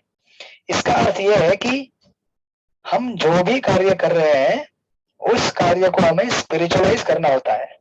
जैसे प्रभुपाद ने कहा ना, यहाँ पे बहुत सारे अनुष्ठान करते हैं कर्मकांडी लेवल के, घर में बहुत सारे काम करते हैं, नौकरी पानी ये वो, बच्चों को बड़ा करना, राशन पानी, बिजली बिल, लाइट, सब। इसीलिए प्रभुपाद क्लियर कर रहे हैं वहां पे कि सबका उद्देश्य कृष्ण को संतुष्ट करने के लिए होता है। और ये जो आपका कर्म है घर में जो करने वाला, वो क्या बन जाता है? भगवान के सेवक बन जाता है। लेकिन उसके लिए जैसे माता जी ने कहा 2 घंटे जपा करना होता है हमें। जब हम जप करते हैं, हमारी चेतना को सुधारते हैं और समझते हैं कि ये भगवान के लिए है, तो क्या बन जाता है? वो भक्ति में कार्य बन जाता है। इसलिए हमने ये डिटेल में स्टडी किया था भगवद गीता के दूसरे अध्याय में। वर्क इज वर्शिप, कर्म ही पूजा, ऐसा नहीं होता है। कर्म हमारा पूजा बन सकता है हमारे अच्छी चेतना से। कर्म डायरेक्ट पूजा नहीं होता है। Work is not directly worship. But अगर हमारा चेतना, हम डेली साधना करेंगे, जपा करेंगे, हरे कृष्णा कृष्णा कृष्णा हरे हरे, हरे राम राम राम हरे हरे, अर्चा वगैरह की सेवा करेंगे, घर में भगवान को भोग लगाएंगे, तो ये हमारी चेतना ऐसे बन जाती है कि कुछ भी हम कर रहे हैं भगवान के लिए कर रहे हैं। तो अभी हो सकता है आपके जीवन की इस पर्टिकुलर अवस्था में आपको बच्चों को बड़ा करना आपकी बहुत बड़ी जिम्मेदारी है, तो आप कीजिए वो, लेकिन भगवत चेतना में कीजिए कि ये भगवान के द्वारा भेजे गए हैं। हरे कृष्णा प्रभु जी। यस माता जी। वॉइस अच्छी नहीं आ रही है, वॉइस बहुत फटी फटी आ रही है। क्या आ रही है? नहीं, थोड़ा ब्रेक हो रहा है, फट रहा है। हाँ, डबल आवाज निकल रही है, ऐसा लग रहा है। मुझे लगा मेरा मोबाइल खराब आपका वॉल्यूम कम करो, आपका वॉल्यूम कम करो। नहीं, मैं भी यही सोच रही थी। ठीक है, हरे कृष्णा। अभी आ रही है बराबर कि नहीं आ रही है? ठीक है, ठीक है ना? अभी थोड़ा ठीक है। ठीक है, ठीक। आपका गला फट गया है ऐसा कुछ नहीं है ना? नहीं नहीं, गला नहीं फटे इसलिए माइक लगाया है। ओके, इस तरह से ये है पहला आइटम, दास्य भाव। एंड देन ऑफ कोर्स सख्य भक्ति लिखा है यहाँ पे, सख्य भक्ति। तो सख्य भक्ति के 2 कैटेगरीज हैं। एक कैटेगरी है हरे कृष्ण। तो एक कैटेगरी है यहाँ पे लिख रहे हैं प्रभुपाद पेज नंबर 96 में सख्य भक्ति के अंदर। पहली वह जिसमें भगवान के विश्वास पात्र दास की तरह कर्म किया जाए, और दूसरी वह जिसमें भगवान के शुभ चिंतक के रूप में कर्म किया जाए। तो विश्वास पात्र दास की तरह मतलब उदाहरण नीचे दिया है सेकंड पैराग्राफ में द्रौपदी का, कि जीवन में इतने कष्ट आए, सब कुछ आए, लेकिन भगवान के ऊपर विश्वास है, भगवान हमें तार लेंगे, सेवा करते रहना। राइट। आगे 2-3 कोटेशन दिए गए हैं किस तरह से भगवान में दृढ़ता होना चाहिए, विश्वास होना चाहिए। पेज नंबर 97 में एक भागवत का कथन दिया है 11:253 में। हवि ऋषभ राज के पुत्र महाराज निमि को संबोधित करते हैं, हे राजन, जो व्यक्ति परम पुरुष के चरण कमलों की सेवा से एक क्षण के लिए भी विमुख नहीं होता और जिसका दृढ़ विश्वास रहता है कि इससे बढ़कर दूसरा पूज्य एवं वांछनीय कुछ नहीं है, वह प्रथम श्रेणी का भक्त कहलाता है। आप पढ़िएगा उसको। ये सख्य भक्ति ये सेकंड लेवल की है, सेकंड आइटम। फिर उसके बाद देन थर्ड आइटम दिया हुआ है आत्मनिवेदन। आत्मनिवेदन का उदाहरण क्या है भागवत में से, बताइए। आत्मनिवेदन का उदाहरण कौन सा है भागवत में से? बलि महाराज। यस, तो बलि महाराज ने इस तरह से संपूर्ण अपना निछावर कर दिया था भगवान को। वहां पे दिया है, प्रभुपाद लिख रहे हैं 11:29-34 एक सुंदर वर्णन मिलता है जिसमें कहते हैं, जो पूर्णतः मेरे शरणागत हो चुका है और जिसने अन्य सारे कार्यों को पूरी तरह छोड़ दिया है, उसे इस जन्म में तथा अगले जन्म में मेरे द्वारा व्यक्तिगत रूप में सुरक्षा प्रदान किया जाता है। जैसा कि बलि महाराज के केस में हुआ, भगवान खुद बलि महाराज के डोर कीपर बन गए, सिक्योरिटी गार्ड। क्यों बने? क्योंकि देखा कि ये संपूर्णतः मुझे शरणागत आया है, शरण लिया इसने मेरा। और प्रभुपाद लिख रहे हैं वहां पे पेज नंबर 97 के लास्ट पैराग्राफ में लास्ट की 2 लाइन, भगवत गीता में इसकी भी पुष्टि हुई है कि जो ही कोई व्यक्ति कृष्ण का शरणागत बन जाता है, त्यों ही कृष्ण उसका उत्तरदायित्व अपने ऊपर लेकर उसे सारे पाप फलों से रक्षा करने की गारंटी प्रदान करते हैं। पेज नंबर 98 में वहां आगे नेक्स्ट पैराग्राफ में भक्तिवेदांत ठाकुर का कोटेशन भी दिया है, सुंदर गीत भक्तिवेदांत ठाकुर का। हे प्रभु, ये मेरा मन, मेरा घर बार, मेरा शरीर, मेरा सर्वस्व आपकी सेवा में अर्पित है। अब आप इनके साथ जैसा चाहे करें। आप हर वस्तु के परम स्वामी है, अतः आप चाहे मुझे मारे या संरक्षण प्रदान करें, आपको सारा अधिकार प्राप्त है। मेरे पास अपना कहने के लिए कुछ भी नहीं है। ठीक है ना? वो जी कौन सी लाइन? पेज नंबर 98 में सेकंड पैराग्राफ। 98 में सेकंड पैराग्राफ लिखा है यहाँ, आत्मसमर्पण आत्मनिवेदन कहलाता है। बीच में लिखा है भक्तिवेदांत ठाकुर का सुंदर गीत। नीचे उसके बाद आगे नेक्स्ट पैराग्राफ में यमुनाचार्य का कोटेशन दिया हुआ है। वो लिख रहे हैं, प्रभु मैं किसी शरीर के भीतर मनुष्य या देवता जिस रूप में भी रहूं और जिस भी गुण से युक्त रहूं, इसकी मुझे परवाह नहीं है, क्योंकि ये शरीर प्रकृति के 3 गुणों के आनुषंगिक फल है और इन शरीरों का स्वामी मैं स्वयं को आपको समर्पित कर रहा हूं। तो नीचे उसके बाद और कोटेशन दिया है हरि भक्ति विवेक का। जिस प्रकार कोई बिका हुआ पशु अपने पालन तथा निर्वाह के विषय में कुछ नहीं सोचता, उस प्रकार चूंकि मैंने अपना शरीर तथा आत्मा आपको समर्पित कर दिया है, अतः मुझे अपने भरण पालन की कोई चिंता नहीं है। तो इतना डेडिकेशन सरेंडर आएगा धीरे धीरे, घबराइए मत बिल्कुल भी। अभी भगवान को आप पूरा जीवन नहीं दे पा रहे ना, कोई बात नहीं, कम से कम 2 घंटा दीजिए रोज का। हरे कृष्णा कृष्ण कृष्ण हरे हरे, हरे राम राम राम हरे हरे। छोटे छोटे कदमों से शुरुआत करनी होती है हमें। एक कदम डालेंगे, दूसरा, तीसरा, चौथा। तो आज 2 घंटे दीजिए कम से कम। जिंदगी के जीवन के एक दिन के जो 2 घंटे रहते हैं ना, वो 2 घंटा के लिए अपने आप को फ्री कर दीजिए। कोई चिंता नहीं, कुछ भी नहीं, केवल भगवान को शरण जाइए 2 घंटे के लिए। फिर ये 2 घंटा ग्रेजुअली बढ़ते बढ़ते बढ़ते बढ़ते 1 दिन, 2 दिन, 3 दिन, पूरा जीवन हो जाएगा। बोलिए अनिता माता जी। प्रभु जी, शिक्षा अष्टकम में न धनम न जन्म न सुंदरम न कविता व जगदीश का में सब लाइनें बड़े अच्छे से बोलते हैं, लेकिन जब ये लाइन आता है तो मोस्टली जो इनका अर्थ जानते हैं वो एकदम ये थोड़े से हल्के हो जाते हैं उस टाइम पे, कि न धनम न जन्म न सुंदरी। और ये तो कितनी बड़ी बात है जो हमारे आचार्यों ने बोली है। तो वहां तक पहुंचना बहुत, मतलब मेरे लिए तो बहुत हाई लेवल है। मैं तो वहां तक सोच भी नहीं सकती प्रभु जी, इस तरह से। डरिए मत, आप भले बोलेंगे लेकिन भगवान आपकी बात को सीरियसली भी लेना चाहिए ना। हम लोग रोज बोलते हैं ना, धनम न जन्म न सुंदरी कविता हम जगदीश काम है, लेकिन आज तक भगवान ने कभी सीरियसली लिया ही नहीं। क्यों नहीं लिया? क्योंकि केवल बोलने से नहीं होता है वो। There has to be a quality in our calling, feeling. सवाल इसीलिए सब कुछ क्या है, अभी आप जैसे जैसे भक्ति में आगे बढ़ते जाएंगे, अभी आपके लिए मतलब अभी जानने के लायक कुछ नहीं बचा है। आपने सब कुछ जान लिया, भक्ति में कैसे होता है क्या। आपको केवल एक ही चीज अभी जाननी है, और वो चीज है भगवान को कैसे कॉलिंगली, फीलिंगली कॉल करना है। That's it. इस भाव को डेवलप करने की प्रक्रिया अभी आपको सीखनी है, और वो आपको तब मिलेगी जब आप, इसलिए इसके बाद नेक्स्ट जो कोर्स चालू होता है भक्ति वैभव चालू होता है। Why? Because there are examples of devotees. Bhagwat में ऐसे उदाहरण है जो हर विषम परिस्थिति में भी भगवान को हृदय से पुकारते हैं बिना किसी चिंता। आज हमारे लिए क्या है, 2 घंटे भी भगवान को कॉल करना इतना तपस्या लगता है। 2 घंटा का एक माला भी हम ढंग से भगवान को कॉल नहीं कर पाते। तो इसलिए अब आपको आगे से यही सीखना है कि मुझे भगवान को कैसे पुकारना है। आपकी जो पुकार। हाँ बोलिए माता जी। इसमें ऐड करना चाहूंगी, भागवत में बहुत सारी स्तुति है ना, प्रहलाद महाराज की, कुंती महारानी की।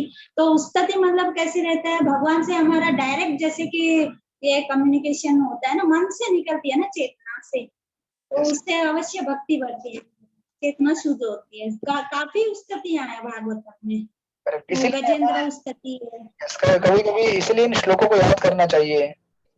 जो कठिन समय आए तो हमें इन श्लोकों को याद करके बोलना चाहिए कि भगवान जैसे इन भक्तों ने आपको शरणागति किया इस विषम परिस्थितियों में, क्योंकि अभी केवल विषम परिस्थिति का वर्णन आएगा। संपूर्ण भागवतम मतलब क्या है, केवल विषम परिस्थिति में भगवान का कैसे शरण लेने का यही बात की गई है, और कुछ नहीं किया गया है। भागवत में एक भी ऐसा उदाहरण नहीं मिलेगा जिसमें, है ऐसे गिने चुने उदाहरण, लेकिन इतने प्रोमिनेंट उदाहरण नहीं है जिसमें एक सब कुछ ठीक चल रहा है और मैं कृष्ण को शरण गया, कृष्ण मुझे मिल गए, चलो हो गया काम। ऐसा बहुत ही कम देखने को मिलेगा। मैक्सिमम जो मेन पास टेंस है, बड़े बड़े जो भगवान के भक्त होके गए हैं, ध्रुव महाराज, प्रहलाद महाराज, जितने सारे पांडव होके गए हैं, गजेंद्र होके गए हैं, प्रथम स्कंद से लेकर 12वें स्कंद तक केवल कैलेमिटी आफ्टर कैलेमिटी, एक संकट के बाद दूसरा संकट, और हर संकट में कैसे भगवान का भक्ति बढ़ते बढ़ते बढ़ते बढ़ते गया, उसी का वर्णन दिया जाएगा। छठा स्कंद अजयमिल का प्रसंग, केवल संकट ही संकट, चित्रगुप्त महाराज केवल संकट ही संकट, इंद्र, दिति, अदिति, जितने भी वर्णन वहां पे किए गए हैं। पंचम स्कंद भरत महाराज, चतुस्कंद क्या क्या है उसमें, चतुस्कंद में कौन सा उदाहरण है, प्राचीनी परिषद, प्रचेताज, प्रचेता जब 10,000 साल तपस्या करके पानी से बाहर निकले ना, अपने आंख से मुख से अग्नि निकाल के पूरा जंगल जला दिया, इतना गुस्सा। तो उस परिस्थिति में कैसे भगवान को याद करेंगे आप? तो ऐसा, इसलिए ये यहाँ पे ये चीज दी गई है, चेतना को हमें विकसित करना है कि कैसे विषम परिस्थितियों में भगवान को याद करें। इसलिए ये आचार्यों के बहुत सारे सुंदर कोटेशन यहाँ पे दिए गए हैं। तो कोई बात नहीं, बहुत हाई स्टैंडर्ड है, सबके लिए हाई स्टैंडर्ड है, लेकिन कम से कम आज हमारा जपा है उसको सुधारने का प्रयास करते हैं 2 घंटा। फिर जैसे प्रभुपाद लिख रहे लास्ट के पैराग्राफ में 19 पेज में, तात्पर्य यह है कि निष्ठावान भावमयी भक्ति से मिश्रित समर्पण देख पाना दुर्लभ है। मनुष्य को अपने आप को पूरी तरह भगवान की इच्छा पर छोड़ देना चाहिए। तो पूरा नहीं हो सकता है, चलो कम से कम 2 घंटा हरे कृष्णा कृष्ण कृष्ण हरे हरे, हरे राम राम राम हरे हरे। फिर ये 2 घंटे का प्रयास से धीरे धीरे हमारा तरक्की होगा। नेक्स्ट आइटम दिया हुआ है चौथा, प्रिय वस्तु अर्पित करना। अब प्रिय वस्तु क्या है आपकी? सबको मालूम है आपकी प्रिय वस्तु क्या है। जो ठाकुर जी को अपनी प्रिय वस्तु अर्पण करेगा वो उनको जल्दी प्रसन्न करेगा। इसका मतलब ये कतई नहीं है कि ठाकुर जी को वस्तुओं से प्रेम है, लेकिन ठाकुर जी को आपके दिल से प्रेम है, लेकिन आपका दिल भगवान के लिए उपलब्ध नहीं है। तो ठाकुर जी बोलते हैं कोई बात नहीं, तुम्हारा दिल नहीं है उपलब्ध मेरे लिए, तो तुम्हारे दिल के अंदर जो है वो मेरे लिए उपलब्ध कराओ। तो हमारा दिल नहीं लगता है उनमें, तो दिल के अंदर जो बैठा हुआ है उसको दे दो, ताकि दिल लग जाएगा धीरे धीरे। तो आप सबको मालूम है आपके हृदय में क्या लगा हुआ है, क्या नहीं है, आपकी प्रिय वस्तु क्या है, उसे भगवान के चरणों में समर्पित कर दीजिए। तो आपको ये एक अंडरस्टैंडिंग हो गया। बट मोर देन दैट, जैसे अभी हर जगह क्या है, प्रेम की व्याख्या है एक्चुअली देखा जाए तो। जैसे ब्रजवासियों ने, भगवान ने ब्रजवासियों से वादा किया था मैं आऊंगा, लेकिन आए नहीं भगवान। तो लेकिन ब्रजवासियों ने कभी भगवान का भक्ति करना छोड़ा नहीं। ब्रजवासियों के लिए कृष्ण ही सब कुछ थे, लेकिन कृष्ण को उन्होंने क्या कर दिया, अनकंडीशनली आपकी जो इच्छा है कृष्ण वो करो, कंप्लीट सरेंडर, डेडिकेशन। अब उसके रेसिप्रोकेशन में भगवान ने क्या दिया उनको? एक्चुअली आप आचार्य के तात्पर्य देखेंगे शास्त्रों से तो आपको पता चलेगा कि जो ब्रजवासियों को मिला वो किसी को नहीं मिला। उनको क्या मिला? Service in separation. जो सेपरेशन में जो सेवा की जाती है, दैट इज द हाईएस्ट, क्योंकि उसमें भगवान से ज्यादा कनेक्शन बनता है अपना। जब भगवान आपके साथ में है और आप अच्छा उनको महसूस कर रहे हैं, मेरे पास है भगवान, मैं उनसे इतना प्रेम करता हूँ, there is one kind of feeling and quality. But जब हम भगवान से विप्रलंब कहते हैं उसे, सेपरेशन में जो याद आता है ना भगवान का, that is a very very high and exalted stage of भाव, जो कि राधा रानी का भाव है, महाभाव, विरह भाव बोलते हैं, विरह भाव में। यस। जैसे समझो आप किसी से प्रेम करते हैं, आपके घर में बच्चे हैं या फिर पत्नी है, पति है, जब बाहर कहीं चले जाते हो आपको वो याद आता है ना। और सबसे ज्यादा याद और प्रेम आपको उनसे तब उमड़ता है जब वो नहीं रहते हमारे पास। है ना? क्योंकि कभी कभी ऐसा हो सकता है कि आपके पास अगर कोई वस्तु है तो आप ठीक है ना, रोज यहीं पे पड़ी रहती है ये चीज, यहाँ पे यही पड़ा रहता है, इसमें तो ज्यादा ये नहीं होता है। इनफैक्ट कभी कभी अपराध भी हो सकता है हमसे, ज्यादा एक साथ सामने ऐसा इतना मतलब हम उसको एकदम चीपली ले सकते हैं, चलो ठीक है, लेकिन वो व्यक्ति जब चला जाता है तो हमें लगता है कि अरे यार ये व्यक्ति कितना इम्पोर्टेंट था मेरे लिए, या ये वस्तु कितनी इम्पोर्टेंट थी, राइट। तो इसीलिए तो एक चीज वहां पे वो है, तो फीलिंग आएगी हमको, प्रेम करेंगे जैसे वैसे हम। लेकिन अगर अब तक नहीं आ रही है तो कोई बात नहीं, जिस वस्तु से आप प्रेम करते हैं ना, इसलिए भगवान बोले कि जिस वस्तु से मुझे प्रेम, वस्तु से आपको प्रेम है वो वस्तु मुझे दे दो।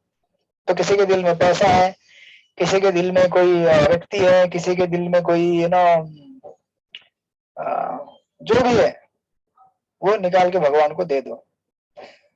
बोले कैसे दे प्रभु, कैसे निकाल के दे, पैसा है तो निकालने में। हाँ यस, बोलिए माता जी। कुछ यादें होती हैं, उसको दे नहीं सकते। किसको? भगवान को? क्यों दे सकते हैं ना, भगवान को सब कुछ अर्पित कर सकते हैं आप। जब आपने देखा कि मन के लेवल पे आप भगवान को खीर चढ़ा के उसका एक्सपीरियंस ले सकते हैं, तो फिर आपके मन में जो भी विचार है, भावनाएं हैं, भगवान को दीजिए, या एटलीस्ट भगवान को बताइए, भगवान मेरे दिल में ये है, मेरे अंदर ये विचार हैं। कुछ विचार अच्छे होते हैं जो हमें पॉजिटिविटी देते हैं, कुछ नेगेटिविटी देते हैं, बराबर ना। चाहे पॉजिटिव है नेगेटिव हो, भगवान को चरणों में रख दीजिए उनको। बोलिए भगवान ये मेरे दिल में है जो चलते रहता है, आपके चरणों में रख रहा हूँ, आपको समर्पित करता हूँ। आपको अच्छा लगेगा तो लीजिए, आपकी सेवा में अगर लग सकता है, नहीं तो आप उसको लेके कहीं और दूर फेंक दीजिए। मेरे पास मत दीजिए। क्योंकि आपकी सेवा में बहुत बड़ा क्या है मेरे लिए, ऑब्स्टेकल है।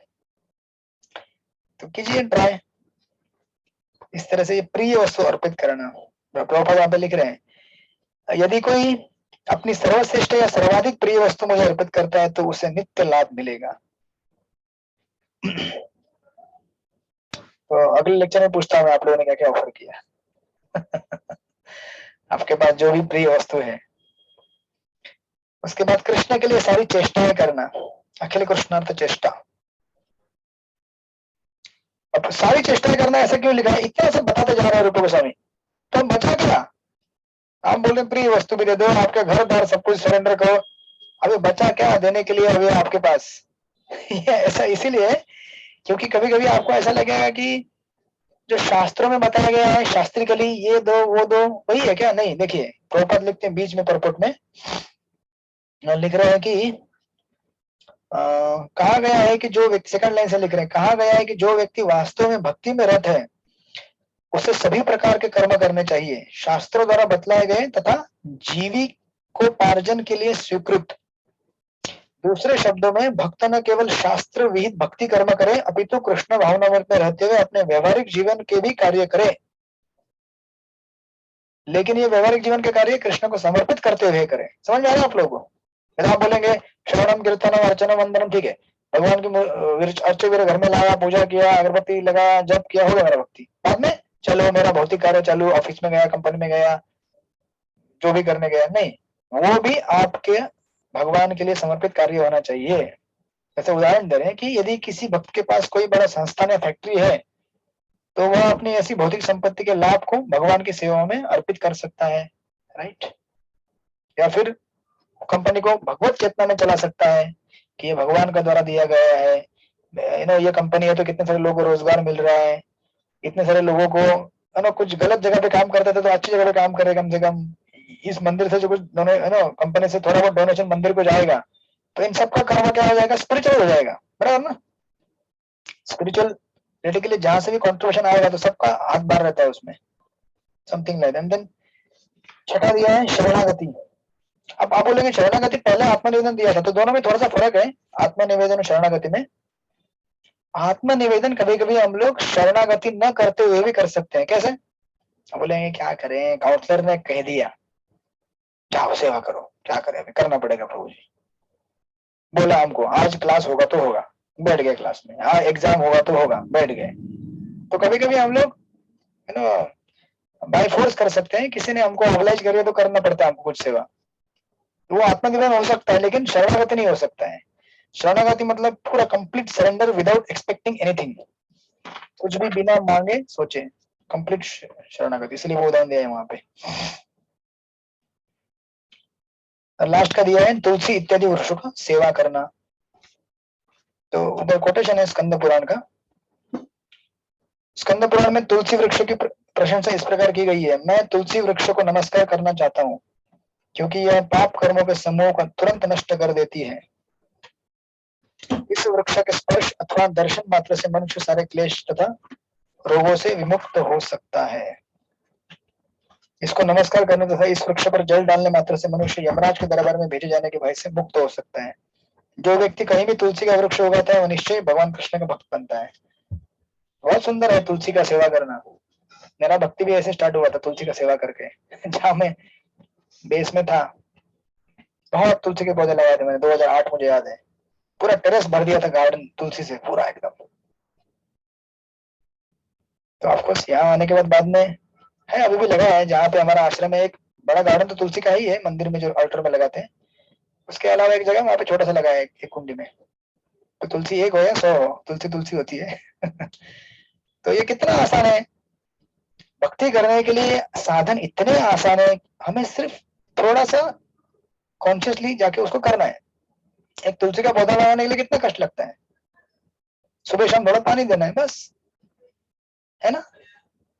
और उससे कृष्ण मिलते हैं, भक्ति मिलती है। तो आप लोग कीजिए इसको।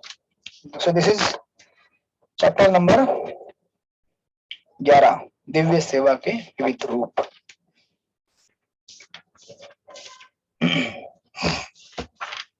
तो ठीक है, मैं चाहता तो हूँ कि और एक चैप्टर कवर करूं, लेकिन पता नहीं आप लोगों को कितना कैपेसिटी है अभी। है कैपेसिटी और एक चैप्टर करने का? अगर है तो बोलिए। हरि बोल। हरि बोल पूजी करिए। बोलेगा माता जी थोड़ी इम्प्रेशन हुए लगता है। बाबू जी एक्चुअली ना मुझे फादर इन लॉ मतलब सास ससुर सबके लिए कपड़े खरीदने जब मार्केट जाना था, तो मैंने प्रभु जी को बोला चलते हैं 5 बजे। तो अभी टाइम इसमें 6 बजे का है। तो कह रहे हो तुम कब तक तुम क्लास करोगी? वही मैं बोल रही थी कि प्रभु जी बस रहने दीजिए आज। कर दीजिए प्रभु जी, वो तो चलता ही रहता है वो सब तो काम, ये बंद नहीं होना चाहिए। नहीं ये हो जाएगा। आपके समझाने से बोलने से जपा हमारा अच्छा होता है पहली बार। और जिस दिन जपा अच्छा नहीं होता मैं दिन भर सोचती हूँ कि मन ही नहीं लगा आज। कभी कभी ऐसा हो जाता है कि मन ही नहीं लगता है, कोरम पूरा कर देते हैं हम लोग। अच्छा, मालूम नहीं क्यों ये लॉकडाउन में ऐसा हो रहा है कि क्यों हो रहा है। कल क्लास कैंसिल हुआ तो मैं मंदिर दीपदान के लिए गई, मेरे रोंगटे खड़े हो रहे थे वहां का दिव्य देखकर। चारों तरफ जब लैंप जल रहा होता है बहुत ही अच्छा लगा। बहुत मतलब ऐसा लगा कि कोरोना से हम बाहर आ गए हैं। हे भगवान ऐसे ही बनाए रखे। मैंने इनको प्रेयर किया उनसे कि भगवान ऐसे ही मंदिर में चहल पहल मची रहे। अच्छा लगता है हमारा आना जाना, अच्छा लगता है। हम आते हैं, दर्शन करते हैं, कीर्तन सुनते हैं, बहुत अच्छा लगता है प्रभु जी। थैंक यू प्रभु जी। हरे कृष्ण। गिरधर जी भी खुश होते हैं, मेरे भक्त आ गए मुझसे मिलने के लिए। तो भगवान भी दुखी रहते हैं कि अरे मेरे भक्त नहीं आ पा रहे मंदिर में मिलने के लिए। यस, तो ज्यादा नहीं 15 मिनट में पूरा हो जाएगा ये अध्याय नंबर 12, दिव्य सेवा के अन्य अंग। इसमें से बहुत सारे आइटम आप ऑलरेडी सुन चुके हैं, सारे कोटेशन हम जस्ट कवर करेंगे इसमें से। तो एक पहला दिया है शास्त्रों का श्रवण, पेज नंबर 101 में। तो शास्त्रों के श्रवण के बारे में आप पहले भी सुन चुके हैं, लेकिन खास करके यहाँ पे प्रॉपर लिखते हैं एकदम बिगिनिंग में फर्स्ट पैराग्राफ। रूप गोस्वामी के अनुसार कोई भी ऐसी पुस्तक जो भक्ति के अग्रसर होने में प्रकाश डालती है वह शास्त्र मानी जाती है। जो परंपरा के लाइन में है और जो आपकी भक्ति बढ़ाने के लिए उपयोगी है उसको शास्त्र माना जाता है। रामायण, महाभारत, पुराण, उपनिषद, वेदांत ऐसे ही शास्त्रों के अनुसरण में लिखे गए ग्रंथ के रूप में दी जाती है, राइट। और सेकंड पैराग्राफ में देखेंगे प्रॉपर लिखते हैं, स्कंद पुराण का कोटेशन है कि हम लोग करते हैं ना कई बार बुक डिस्ट्रीब्यूशन में लोग बोलते हैं कि क्या होगा बुक लेके मैं तो पढ़ूंगा नहीं। तो हम बोलते हैं उनको खाली घर में रखिए, रखने से बहुत काम होगा आपका। तो ये उसका यहाँ पे रेफरेंस दिया है। कहते हैं कि जो व्यक्ति वैष्णव भक्ति के अनुशीलन को प्रतिपादित करने वाले साहित्य के अध्ययन में निरंतर लगा रहता है और वह मनुष्य समाज में कीर्ति पाता है। और ठीक है आपने नहीं पढ़ा तो भी क्या लिखे देखिए, भगवान तो उसे प्रसन्न होते हैं, लेकिन देखिए जो व्यक्ति ऐसे साहित्य को अपने घर में सावधानी पूर्वक सजो कर रखता है और उसे सादर नमस्कार करता है वह सारे पाप फलों से मुक्त हो जाता है। केवल घर में गीता रखेंगे, भागवत रखेंगे, क्योंकि वो अभिन्न है ना भगवान से। अब यह बाहर का एक कर्मी व्यक्ति कर्मकांडी व्यक्ति जो भी हो तो भगवान का विग्रह रखने वाला है नहीं, डीटी तो रखेगा नहीं। तो लेकिन ये गीता भागवत ये सब ग्रंथ क्या है, डीटी के जैसे ही है, डीटी है साक्षात। तो उसको घर में रख के पूजा करेंगे, नमस्कार करेंगे तो भी आपको उससे बहुत लाभ होगा। तो सोचो पढ़ने से कितना लाभ होगा, जस्ट इमेजिन। नेक्स्ट दिया है मथुरावास। आपको एक भक्त का कोटेशन है, बुक में नहीं लेकिन यहाँ नोट्स में मैंने लिखा था। वो कहते हैं कि ऐसे अलग अलग शास्त्र हमें क्यों दिए जाते हैं अलग अलग। जैसे हम कपड़े सीजन के अनुसार बदलते हैं, अलग अलग सीजन में अलग अलग कपड़े होते हैं, बराबर ना। ठंडी के लिए एक अलग कपड़े, गर्मी के लिए अलग, बरसात के लिए अलग, और बॉम्बे के लिए सब कुछ चलते हैं सब समय में कोई एसी लगा ले तो कंबल ओढ़ के भी सो जाता है तो यहाँ 12 महीने सब कपड़े चलेंगे। तो उसी प्रकार सरस ठाकुर कहते हैं कि अलग अलग ये सब महाभारत, पुराण, रामायण, अलग अलग शास्त्र अलग अलग देश काल परिस्थितियों के लोगों के लिए। अभी हम लोग यहाँ पे भागवत बहुत अच्छी तरह से पढ़ सकते समझ सकते हैं, लेकिन बाहर का कोई कर्मी व्यक्ति है नहीं समझेगा कि अरे चित्रकेतु महाराज को शाप मिल गया, शाप वत्सासुर बन गए, ये कैसा भगवान का भक्ति है, नहीं समझ पाएगा। इसलिए उसके लिए कर्मकांडीय शास्त्र है। अल्टीमेटली उनका भी उद्देश्य भगवान के पास लेके जाने के लिए। तो अलग अलग देश काल परिस्थितियों में अलग अलग शास्त्र। देन नेक्स्ट डे मथुरावास। मथुरावास यहाँ पे लिखा है, वराह पुराण में मथुरा के आवासीय मकानों की प्रशंसा पाई जाती है। भगवान वराह पृथ्वी के लोगों से कहते हैं, जो व्यक्ति मथुरा के अतिरिक्त अन्य स्थानों के प्रति आकृष्ट होता है वह निश्चित रूप से माया द्वारा सम्मोहित हो जाएगा। जो कुल्लू मनाली जाते हैं बिल्कुल डरिए मत। मैं ये नहीं बोल रहा हूँ किसी को किसी हिल स्टेशन में नहीं जाना चाहिए, जा सकते हैं आप, कृष्णा कॉन्शियस भावना में जा सकते हैं कि ये, क्योंकि हर जगह भगवान तो विराजमान है। लेकिन भोग और एंजॉयमेंट के मेंटालिटी से जो कोई जाता है मथुरा को छोड़ के, उसके लिए कोटेशन है। और कहते हैं यहाँ पे लिख रहे हैं, ब्रह्मांड पुराण में कहा गया है कि तीनों लोकों के सारे तीर्थ स्थानों की यात्रा करने के सारे फल मथुरा की पवित्र भूमि के स्पर्श मात्र से प्राप्त किए जाते हैं। तो अभी जब मथुरा जाएंगे आप, उतरते स्टेशन में दंडवत लगा दीजिए, बस वापस आ जाइए बॉम्बे, ठीक है ना स्पर्श करके हो गया आपका, तीनों लोगों के सारे तीर्थ स्थानों का आपने यात्रा कर लिया, राइट। अनेक शास्त्रों में कहा गया है कि मथुरा की भूमि के श्रवण, स्मरण, महिमा गान, वांछा, दर्शन या स्पर्श मात्र से मनुष्य की सारी इच्छाएं पूरी हो सकती है। तो यहाँ बैठे बैठे स्मरण कीजिए, नहीं जा सके तो भी स्मरण करने से भी आपकी इच्छाएं पूरी होंगी। भगवान का धाम, भगवान अभिन्न है। देन थर्ड, भक्तों की सेवा करना, तीसरा आइटम। भक्तों की सेवा करना इतना इंपॉर्टेंट क्यों है? क्योंकि देखिए नीचे कोटेशन दिए गए एक करके। इस पेज 102 में लास्ट का पैराग्राफ देखिए, एक ये है, ये कोटेशन है आदि पुराण का। ये में पार्थ जना भक्ता न में भक्तास्ते जना मत भक्तानाम च यद भक्ता अभक्तास यद भक्तास ते में भक्त जना स्मृता। ये संस्कृत पढ़ रहा हूँ लेकिन हिंदी में अनुवाद दिया है। ये भगवान कृष्ण अर्जुन से कहते हैं कि हे पार्थ, जो अपने को मेरा भक्त कहता है वो मेरा भक्त नहीं है। जो कहता है कि मैं गिरधारी के भक्तों में, वो मेरा भक्त नहीं है। जो कहता है कि मैं राधा गिरधारी के भक्तों का भक्त हूँ, वो असली मेरा भक्त है। जैसे प्रभुपाद उदाहरण देते हैं कि समझो अगर आपको किसी मिलियनियर, बहुत अमीर व्यक्ति को खुश करना है, तो उसको खुश करने के लिए क्या करना पड़ेगा? प्रभुपाद कहते हैं कि उसका जो कुत्ता रहेगा ना, मतलब कुत्ता पालते हैं लोग, हम लोग नहीं पालेंगे उसको अच्छा ट्रीटमेंट दीजिए, अपने आप मालिक भी खुश हो जाता है।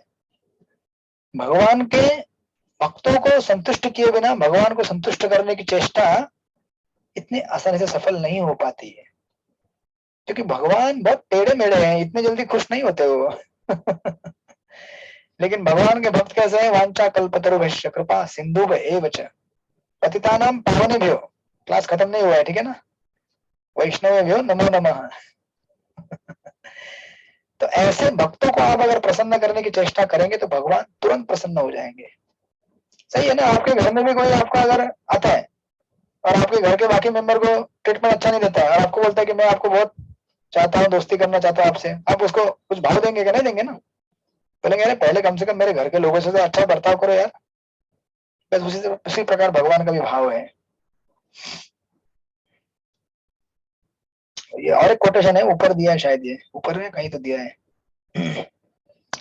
ये शिव जी कहते हैं आराधनम सर्वेशाम विष्णु आराधनम परम, सारे आराधना में विष्णु का आराधना सबसे श्रेष्ठ है, लेकिन तस्मात् परतरम देवी तदीया नाम समर्चनम, लेकिन भगवान के भक्तों की सेवा तदीया नाम वो सबसे अच्छा श्रेष्ठ है।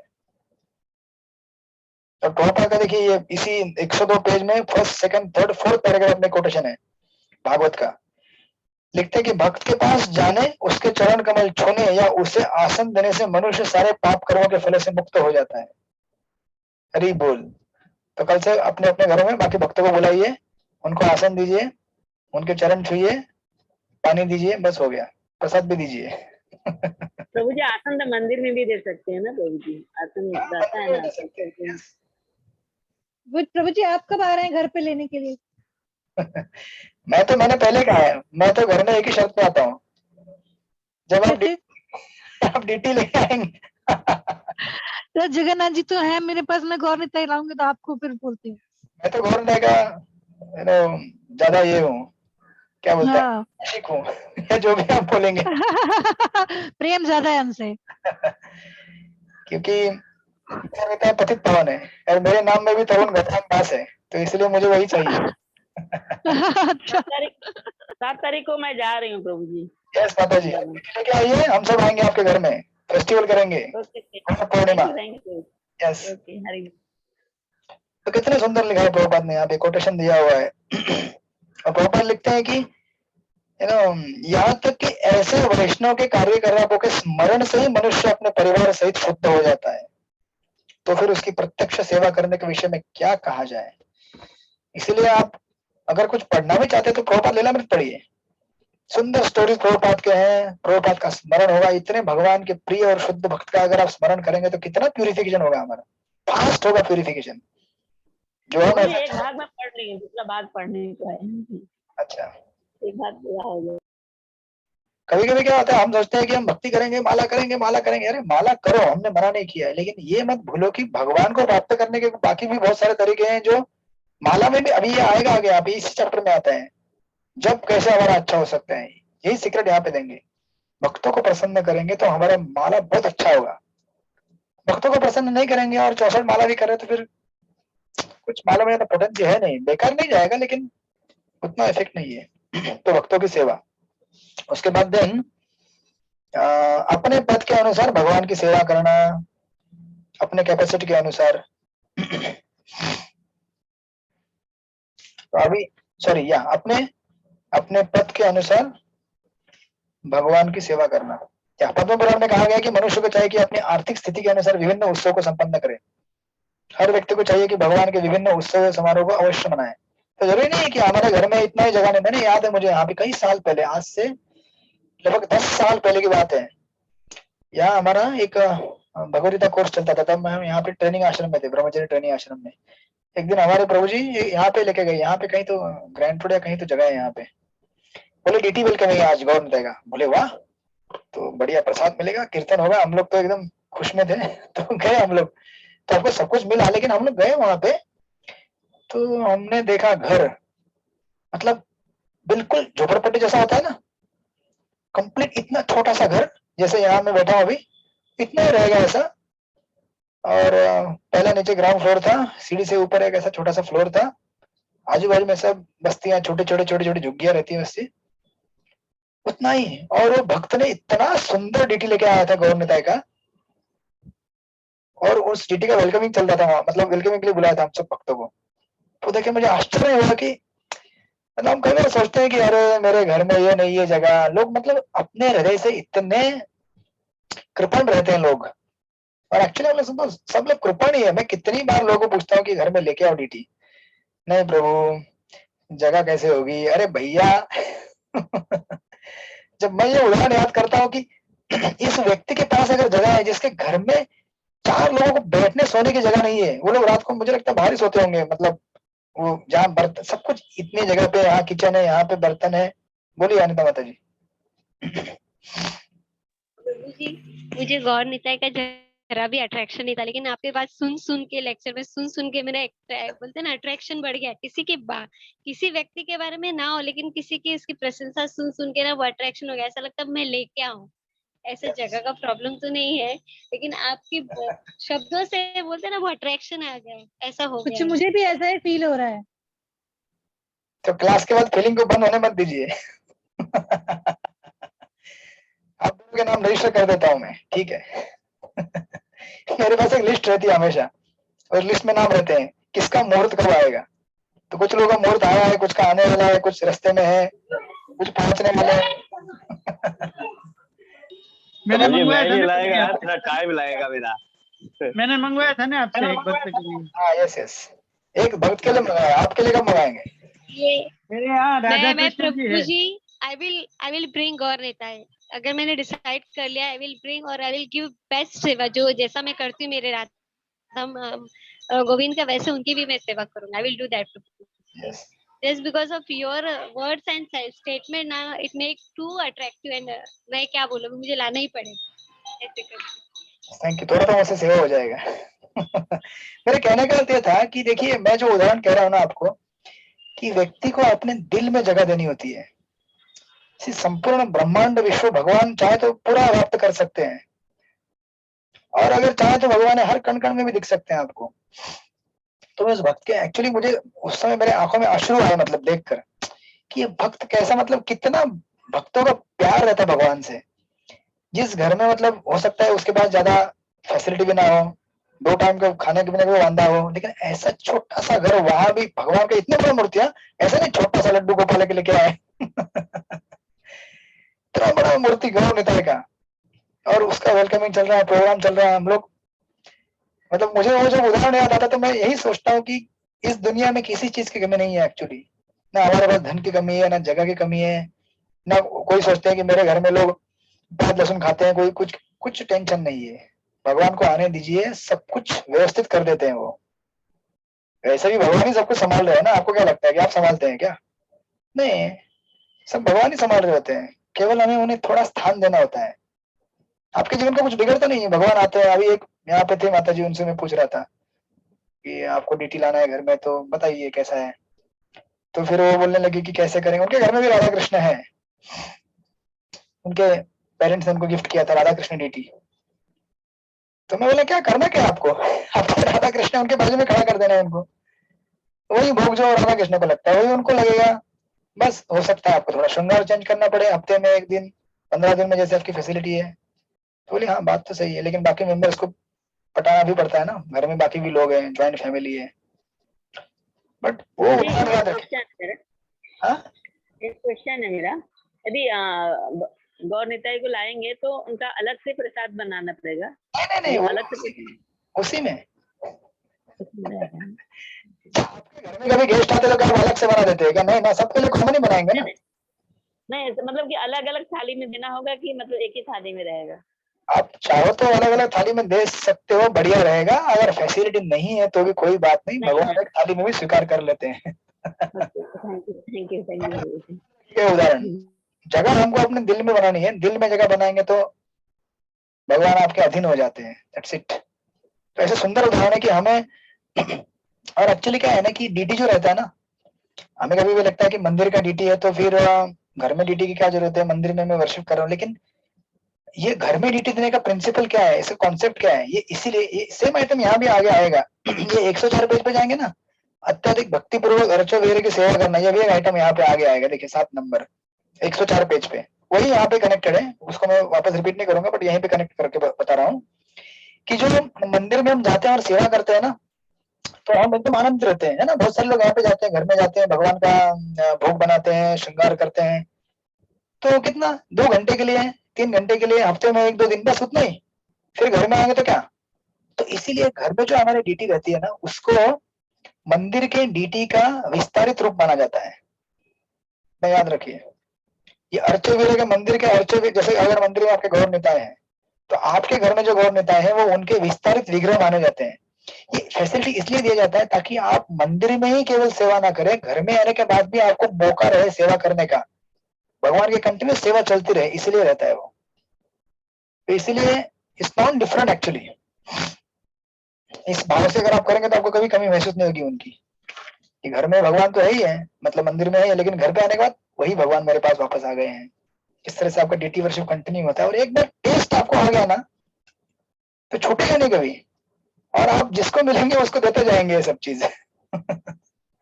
ये बहुत कंटेजियस रहता है। कितना अच्छा है, भगवान को देते रहो। भगवान को देना मतलब सबसे बड़ा, दुनिया का सबसे बड़ा चीज आपने दिया। आप लोगों को क्या दे सकते हैं? हम सोचते हैं कि मैं किसी से प्रेम करूंगा, मैं किसी को प्रेम दूंगा, थोड़ा कुछ उसको वस्तु दूंगा, पैसा दूंगा, क्या होगा उससे? अरे क्या दे सकते हैं आप? कितना दे सकते हैं? आप अपने खुद के बच्चों को नहीं दे सकते हैं कि नहीं? हम अपने खुद के बच्चों को, घर के या पति पत्नी, उनको खुद नहीं दे पाते, राइट? लेकिन जिसको अगर हम भगवान देंगे तो उसको सब कुछ मिल गया।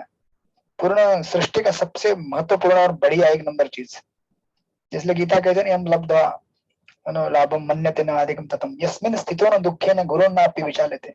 एक बार एक चीज अगर मिल गया वो, तो वो आपको किसी भी चीज का कमी महसूस नहीं होने देगा। Something like that. प्रभु जी हरे कृष्ण। आगे बोलिए प्रभु जी। कोई भक्त नहीं है और अगर वो बोले कि हाँ मेरे को तुलसी दो, तो वो कांदा लहसुन वगैरह खाता है, तो उसको अलाउ करना चाहिए तुलसी पहनना? आइडियली नहीं करना चाहिए, नहीं करते हैं। हमारे इस्कॉन में ये प्रिंसिपल है कि जो कंठी मारा लगा है उसको हमें प्याज लहसुन वर्जित है। लेकिन अभी आपने बाहर देखा होगा, तो जो बाहर करते हैं उनको करने दीजिए, क्योंकि उनका भी एक भाव है, श्रद्धा है, करते हैं वो लोग। कम से कम मांस मछली तो छोड़ देते हैं ना, राइट? हाँ। नहीं मांगते लोग भक्ति भाव से ही मांगते हैं, लेकिन वो चीज छोड़ना मुश्किल होती है जो है। हाँ चलेगा। तो अभी इस्कॉन में आने के बाद धीरे धीरे धीरे उनको ट्रेनिंग देना है, कल्टीवेट करना है कि प्याज लहसुन क्यों नहीं लेना चाहिए, कैसे नहीं करना चाहिए, वो धीरे धीरे। बट जो बाहर कर रहे हैं उनको रोकिए मत, क्या ऐसे कैसे तुम लोग कांदा लहसुन खाते हो, कंठी माला पहनते हो? रिलैक्स। वो एक स्तर पे है, आप एक स्तर पे हैं। मेरा कहने का मतलब अपन देते हैं उनको, अलाउ करते हैं, अपने को कोई दोष नहीं लगेगा ना। देखिए देश काल परिस्थिति देख के आपको करना पड़ेगा ये, कि उसकी परिस्थिति क्या है। अगर वो कांदा लहसुन छुड़वा सकता है तो छुड़वाइए ना उससे। लेकिन कोई व्यक्ति अगर, समझो कोई व्यक्ति अगर कांदा लहसुन खा रहा है लेकिन नॉनवेज छोड़ रहा है तुलसी पहन के, तो आपको 2 बार सोचना पड़ेगा। Yes yes. हालांकि ये इस्कॉन के रूल में नहीं बैठेगा, इंस्टीट्यूशन रूल में आपको सोचना पड़ेगा 2 बार बैठ के। लेकिन पर्सनली मैं ऐसा फील करता हूँ कि अगर कोई व्यक्ति बोलेगा कि प्रभु जी मैं आज से मांस मछली छोड़ रहा हूँ, लेकिन कांदा लहसुन घर में चलता है, तो अभी देखना पड़ेगा कि वो प्रॉपर इस्कॉन का भक्त है क्या, कि बाहर का किसी दूसरे संप्रदाय का है, तो उसको चलेगा। लोगों को तो हो सकती है जब वो मंदिर में आना चालू करेगा, बोलेगा प्रभु जी मैं कंठी माला पहनता हूँ, घर में कांदा लहसुन खाता हूँ, तो बाकी लोग छेड़ेंगे कैसा भक्त बनाया तूने। तो आपको उस समय थोड़ा केयर लेना पड़ेगा, अदरवाइज नहीं। यस। तो ये है। फिर बाद में कार्तिक में भक्ति करना हुआ, लगता है आप लोग यात्रा जल्दी चालू होने वाली है। कार्तिक में भक्ति कीजिए आप। ऊर्जा व्रत करके कहा गया है यहाँ पे। ऐसा क्यों? क्योंकि वापस ये क्या है, सेल। ये थर्ड पैराग्राफ ने कहा, पद्मपुराण में कहा गया है कि भगवान भक्त को मुक्ति या भौतिक सुख तो दे सकते हैं, किंतु भक्तगण कार्तिक मास में मथुरा में रहकर कुछ भक्ति कर लेने पर ही भगवान की शुद्ध भक्ति प्राप्त करना चाहते हैं।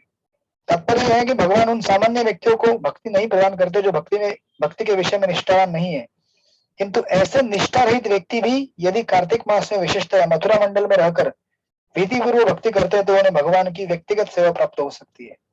तो बहुत सुंदर है, आप जाइएगा कार्तिक में। एंड देन नेक्स्ट है भगवान की लीला संबंधी उत्सव को मनाना, जैसे जन्माष्टमी है, राधाष्टमी है।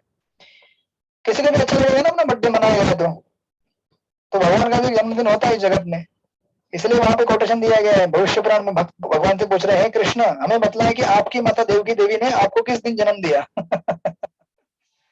भक्त भगवान से पूछ रहे हैं कि आपका बर्थडे कब है भगवान, ताकि हम आपका बर्थडे मना सके। उसके बाद अत्याधिक 104 में अत्याधिक भक्ति पूर्वक अर्चा वगैरह की सेवा करना, जो मैंने कवर कर लिया ऑलरेडी। बट यहाँ पे प्रभुपाद इसको खास करके इम्पर्सनलिस्टिक लोगों को अटैक करके लिख रहे हैं, कह रहे हैं कि मुक्ति के बाद एक्चुअली भक्ति स्टार्ट होती है। मुक्ति के बाद ऐसा नहीं कि मुक्ति के बाद हम लोग मुक्ति होने तक पहले डीटी वर्शिप करो फिर मुक्त होने के बाद नहीं, ऐसा नहीं है, राइट। देन 8वां है भक्तों के बीच श्रीमद् भागवत का पाठ। तो आप पढ़ लीजिएगा, वहां पे 105 पेज पे खाली लिखते हैं कि हमें ये क्या करना चाहिए, पहला पैराग्राफ है, श्रीमद् भागवत को अविच्छिन्न शिष्य परंपरा से प्राप्त करना चाहिए। मतलब जैसे अगर किसी पेड़ से अगर कोई फल तोड़ रहा है, तोड़ के डायरेक्ट नीचे फेंक दिया जाए तो तोड़ जाता है बराबर ना, लेकिन कोई अगर कैच करते करते नीचे अगर लेके आ गया, दूसरा मतलब पेड़ के एक डाली पे एक आदमी बैठा है, उसने तोड़ा, दूसरे को दिया, तीसरे को दिया, नीचे बराबर सेफली आ जाता है, टूटता फूटता नहीं है। इसी प्रकार परंपरा में जो ज्ञान आता है उसको ठीक से संजो कर लाया जाता है, बिना खराब किए, तोड़े फोड़े। तो आप लोग पढ़ लीजिएगा वहां के कोटेशन। प्रगत भक्तों की संगति करना, 9 नंबर का आइटम।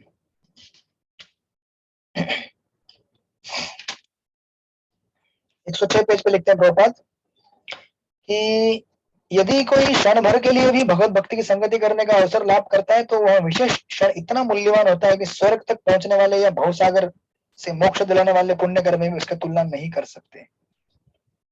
इन सेंस भगवान के भक्तों का संग is the most auspicious and moment of our life. हमारे जीवन का सबसे अगर शुभ क्षण अगर कोई रहेगा तो भगवान के शुद्ध भक्तों की संगति, चाहे वो 1 सेकंड के लिए भी क्यों ना हो। तो आप पढ़ लीजिएगा बाकी कोटेशन। प्रभुपाद कितना सुंदर लिख रहे, देखिए सेकंड पैराग्राफ में 106 में, यदि हम पुष्प जैसे भगवत भक्तों की संगति करते हैं तो हमारे हृदय स्वच्छ हैं, तो यहाँ भी वैसे ही घटना घटेगी। मतलब ऑफकोर्स वो आगे का मैंने पढ़ा नहीं, मतलब आप जैसा आईने में देखते हैं तो आईने में देखेंगे तो आपको प्रतिबिंब दिखता है, राइट, आईने में देखेंगे तो उसी प्रकार वो कह रहे हैं कि उसी के ऊपर 2-3 लाइनें लिख रहे हैं कि संगति बहुत महत्वपूर्ण होती है, यह उस मणि के समान है जो अपने समक्ष रखी किसी भी वस्तु का प्रतिबिंब प्रदान करती है। देन भगवत नाम का संकीर्तन, जो कि पेज नंबर 106 में दिया, आप पढ़िए उसको। मैं जस्ट 107 पेज में से आपको पॉइंट बताता हूँ, लास्ट का पॉइंट रहेगा, मथुरा वाला आप लोग पढ़ लीजिएगा लास्ट का।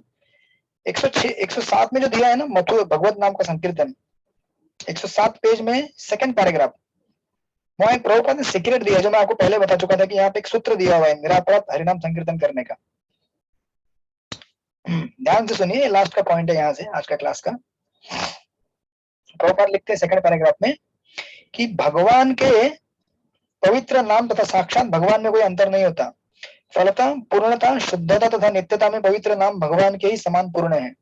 पवित्र नाम न तो भौतिक ध्वनि है, न ही इसे कोई भौतिक कल्मश रहता है। अतः जो व्यक्ति अपने इंद्रियों को शुद्ध नहीं किए रहता वह पवित्र नाम का निरापराध कीर्तन नहीं कर सकता। तो हम में से कोई भी कीर्तन नहीं कर पाएगा ठीक से, क्योंकि हमारी सारी इंद्रियां अशुद्ध है। तो फिर आप बोलेंगे प्रभु जी इतने दिन से हमारा जब हो रहा है, हाँ इसीलिए ऐसा हो रहा है ना, मन हमारा डिस्ट्रैक्ट होता है, दिमाग चलता नहीं है, बहुत सारे व्यवधान आते हैं, नींद आती है। क्यों? क्योंकि हम लोग, हमारे इंद्रिया क्या है, पाप से भरी हुई है। तो अभी इसका उत्तर क्या है, फिर कैसे करेंगे हम? देखिए प्रभुपाद लिखते हैं, दूसरे शब्दों में भौतिक इंद्रिया हरे कृष्ण महामंत्र के कीर्तन समुचित ढंग से नहीं कर पाती। तो हम सब लोग की इंद्रिया भौतिक है ना, नहीं है, भौतिक है। किंतु इस कीर्तन विधि को अपनाने से मनुष्य को आत्मा शुद्धि का वास्तविक अवसर मिलता है, जिससे शीघ्र निरपराध भाव से कीर्तन कर सके। तो हमें कौन सा विधि है? सेकंड पैराग्राफ में देखिए, बहुत सुंदर पैराग्राफ है, इसको भी आप कॉपी पेस्ट करके दीवार पे चिपका सकते हैं। प्रभुपाद लिखते हैं, चैतन्य महाप्रभु ने हृदय की धूल साफ करने के लिए सबको हरे कृष्ण महामंत्र का कीर्तन करने की सलाह दी है। यदि हृदय की धूल साफ हो जाए, थोड़ा 5 मिनट पेशेंस रखिए, हो गया अभी क्लास। यदि हृदय की धूल साफ हो जाए तो मनुष्य पवित्र नाम के महत्व को वास्तविक में समझ सकता है। जो व्यक्ति इस धूल को अपने हृदय से हटाना नहीं चाहते, अपितु उसे उसी तरह रहने देना चाहते हैं, वे हरे कृष्ण मंत्र के कीर्तन का दिव्य फल प्राप्त नहीं कर सकते। लेकिन सीक्रेट क्या है, देखिए आगे क्या लिखा है, अतएव हर एक को भगवान के प्रति सेवा भाव विकसित करने के लिए प्रोत्साहित किया जाना चाहिए, क्योंकि इससे निरापराध भाव से कीर्तन करने में सहायता मिलेगी। ये आप लोगों का आंसर है, जो आप कई पिछले क्लासेस में बोल रहे थे ना कि क्या जरूरत है डीटी वर्शिप का, जब हरिनाम है हरिनाम है हरिनाम है 3 बार बोला था आप लोगों ने। तो क्यों जरूरत है हमें सेवा करने की? डीटी वर्शिप या फिर वैष्णव सेवा करने की क्या जरूरत है? क्योंकि डीटी वर्शिप करके, वैष्णव सेवा करके हम लोग हमारी इंद्रियों को स्पिरिचुअलाइज करेंगे, शुद्ध बनाएंगे। प्रभुपाद लिखते हैं, इस तरह गुरु के मार्गदर्शन में शिष्य को सेवा करने का और साथ ही हरे कृष्ण मंत्र के कीर्तन का प्रशिक्षण दिया जाता है।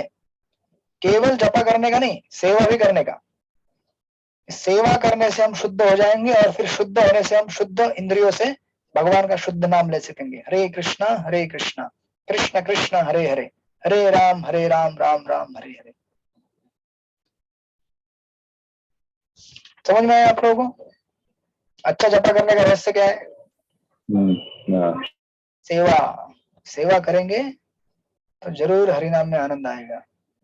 तो हरिनाम करना भी सेवा है, मैं ऐसा नहीं कह रहा हूँ कि हरिनाम करना सेवा नहीं है, लेकिन वो डायरेक्ट सेवा नहीं जम रहा है ना बहुत सारे लोगों को। डायरेक्ट हरिनाम 16 माला कीजिए, लेकिन आपको जिस दिन 16 माला के बाद भी लगेगा ना और होना चाहिए जब आज, समझ जाइए आपने अच्छा वैष्णव सेवा किया है। अच्छा भगवान के अर्च वीर का सेवा किया है, तो भगवान आपको अंदर से प्रेरणा देते हैं, आओ मेरा और नाम लो। हरे कृष्णा कृष्ण कृष्ण हरे हरे, हरे राम राम राम हरे हरे। ठीक है, फिर हम लोग यहीं पे विश्राम देते हैं। आप लोग वो मथुरा स्थान का आगे पढ़ लीजिएगा, क्योंकि मथुरा का बार बार वर्णन आ रहा है, आप लोग जल्दी मथुरा जाने वाले लग रहे हैं। ओके, शिल प्रभुपाद की जय, भक्ति रसामृत सिंधु की जय, वांछा जय अनंत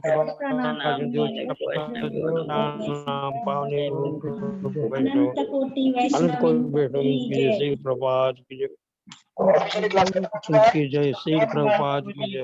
जो खरीदारी करने जाना है मार्केट में जाइए। किसी का कुछ प्रश्न है तो 2 मिनट के लिए मैं समय दे रहा हूँ, बोलिए।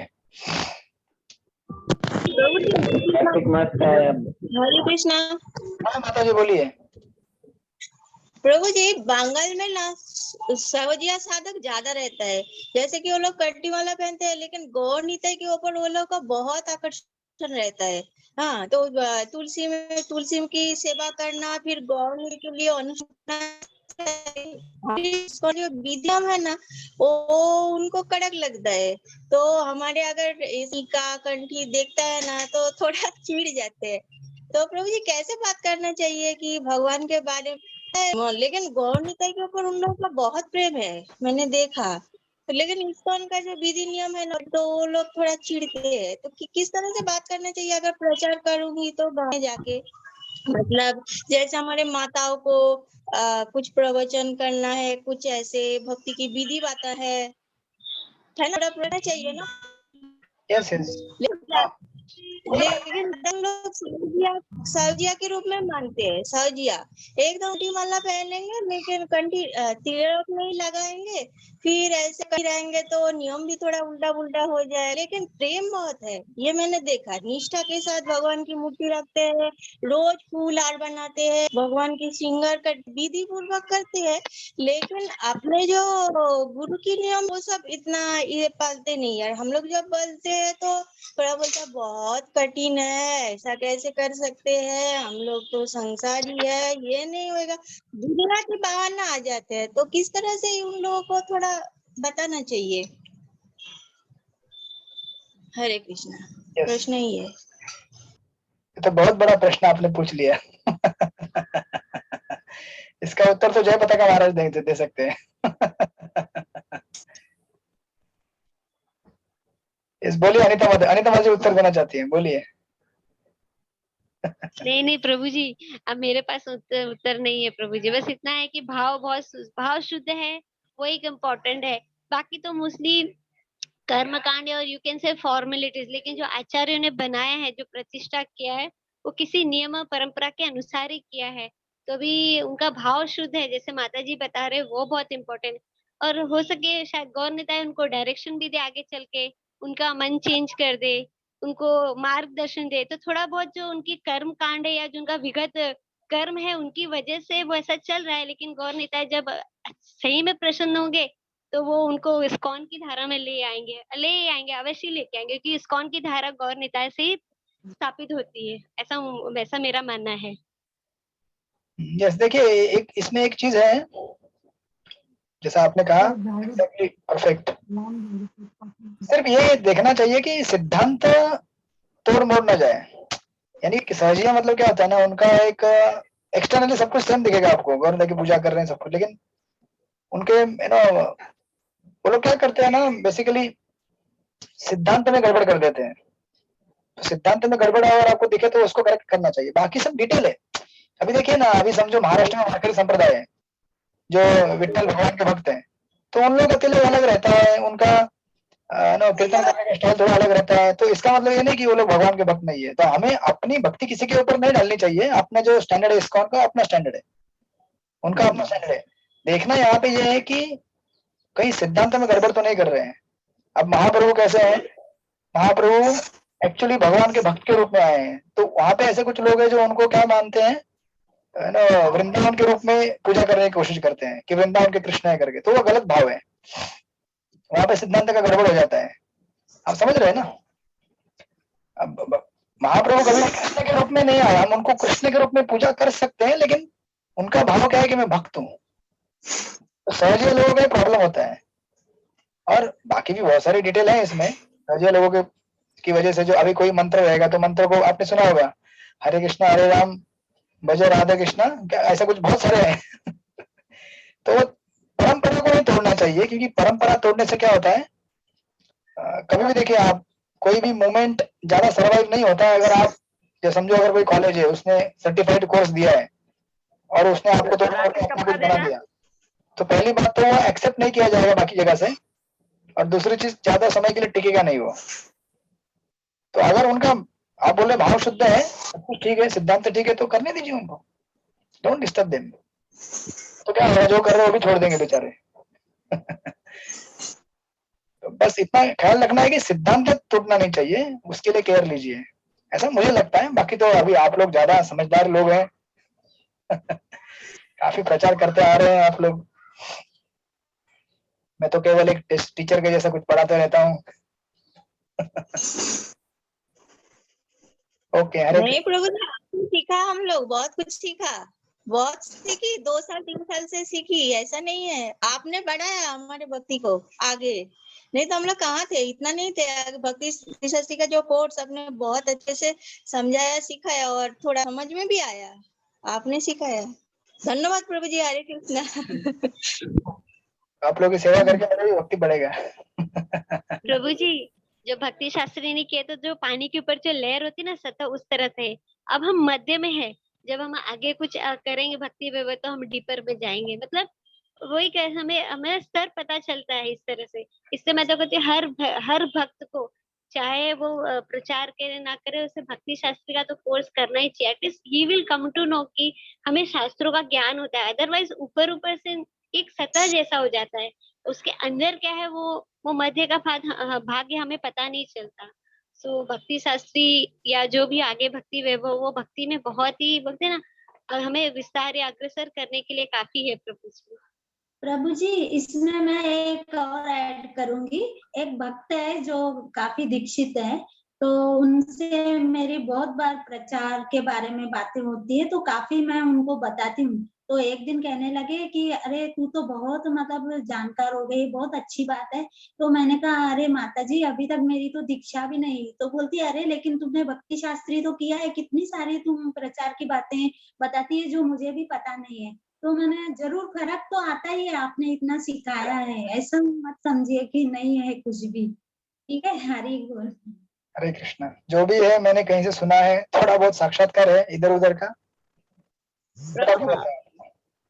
प्रभु जी, एक और रिक्वेस्ट है, जो लोग पढ़े ले, जिसको जानकारी नहीं है बुक पढ़ने का, ऐसा कुछ नहीं है जो कि उनके, वो लोग चाहते हैं, बहुत कुछ सुनना चाहते हैं, बहुत कुछ सीखना चाहते हैं, लेकिन उनको पढ़ाई करने का वो नहीं, मतलब कि जानकारी नहीं है, उनके लिए कुछ नहीं है क्या अलग से? मैं तो कई बार कहता हूँ कि भक्ति शास्त्री क्लास में किसी को अगर आके केवल सुनना भी लेक्चर तो आई है, ये किसी के लिए मैंने बंद करके नहीं रखा है, रेस्ट्रिक्शन नहीं है।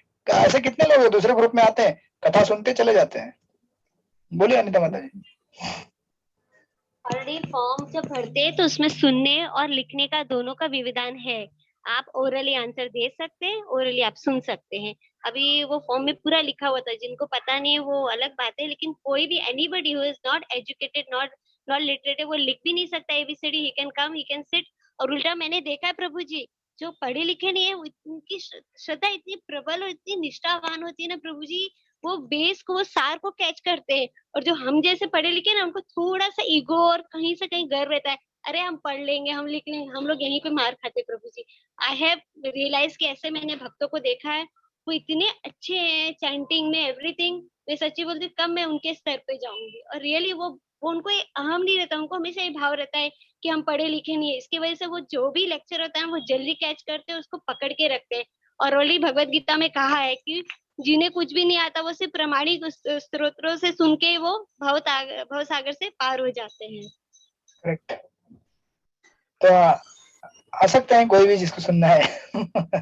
सिर्फ एक मैं एडवांटेज समझता हूँ कि जो ऑफिशियल कोर्स जब होता है ना तो थोड़ा सीरियसनेस रहता है सुनने का, एक डेडिकेशन आता है क्योंकि एग्जाम रहती है, अदरवाइज एकदम डाइल्यूट हो जाता है, कभी भी आओ कभी भी जाओ, कुछ रहता नहीं है लिंक। तो इसलिए थोड़ा सा एक फॉर्मलाइजेशन होना चाहिए, ऑफिशियल होना चाहिए, जिसकी वजह से थोड़ा सीरियसनेस बना रहे, बाकी कुछ नहीं। ठीक है, धन्यवाद आप सब लोगों का। फिर मिलते हैं कल हम लोग, सोमवार है कल अपना क्लास है। आई थिंक मैंने दिया आपके शेड्यूल में 25 तारीख में दिया है ना, शायद दिया है। रात को मिलेंगे 8 से 9, फिर देखते हैं कितने चैप्टर। हाँ यस। अरे बोल प्रभु जी, मेरा बाबू। हरे कृष्णा। धन्यवाद प्रणाम आपके बाबू को। तो नाम माता जी, नए भक्त का वेलकम, मोस्ट वेलकम। नए भक्त को वेलकम है इस ग्रुप में। यस। इसकी मम्मी है ना, गुरुकुल के बारे में अभी से सोचती हैं। अच्छा। गुरुकुल के बारे में अभी से सोचती हैं। इसको अच्छा जानकार बनाना है, इसको सब चीज का नॉलेज होना चाहिए, है ना। ओके, हरे कृष्णा। ठीक है, मंशा कल्पतरुभ्यश्च कृपा सिन्धुभ्येव च पतितानां मंशा कल्पतरुभ्यश्च कृपा सिन्धुभ्येव च पतितानां की जाए, तरंग भव की जाए। सभी भक्त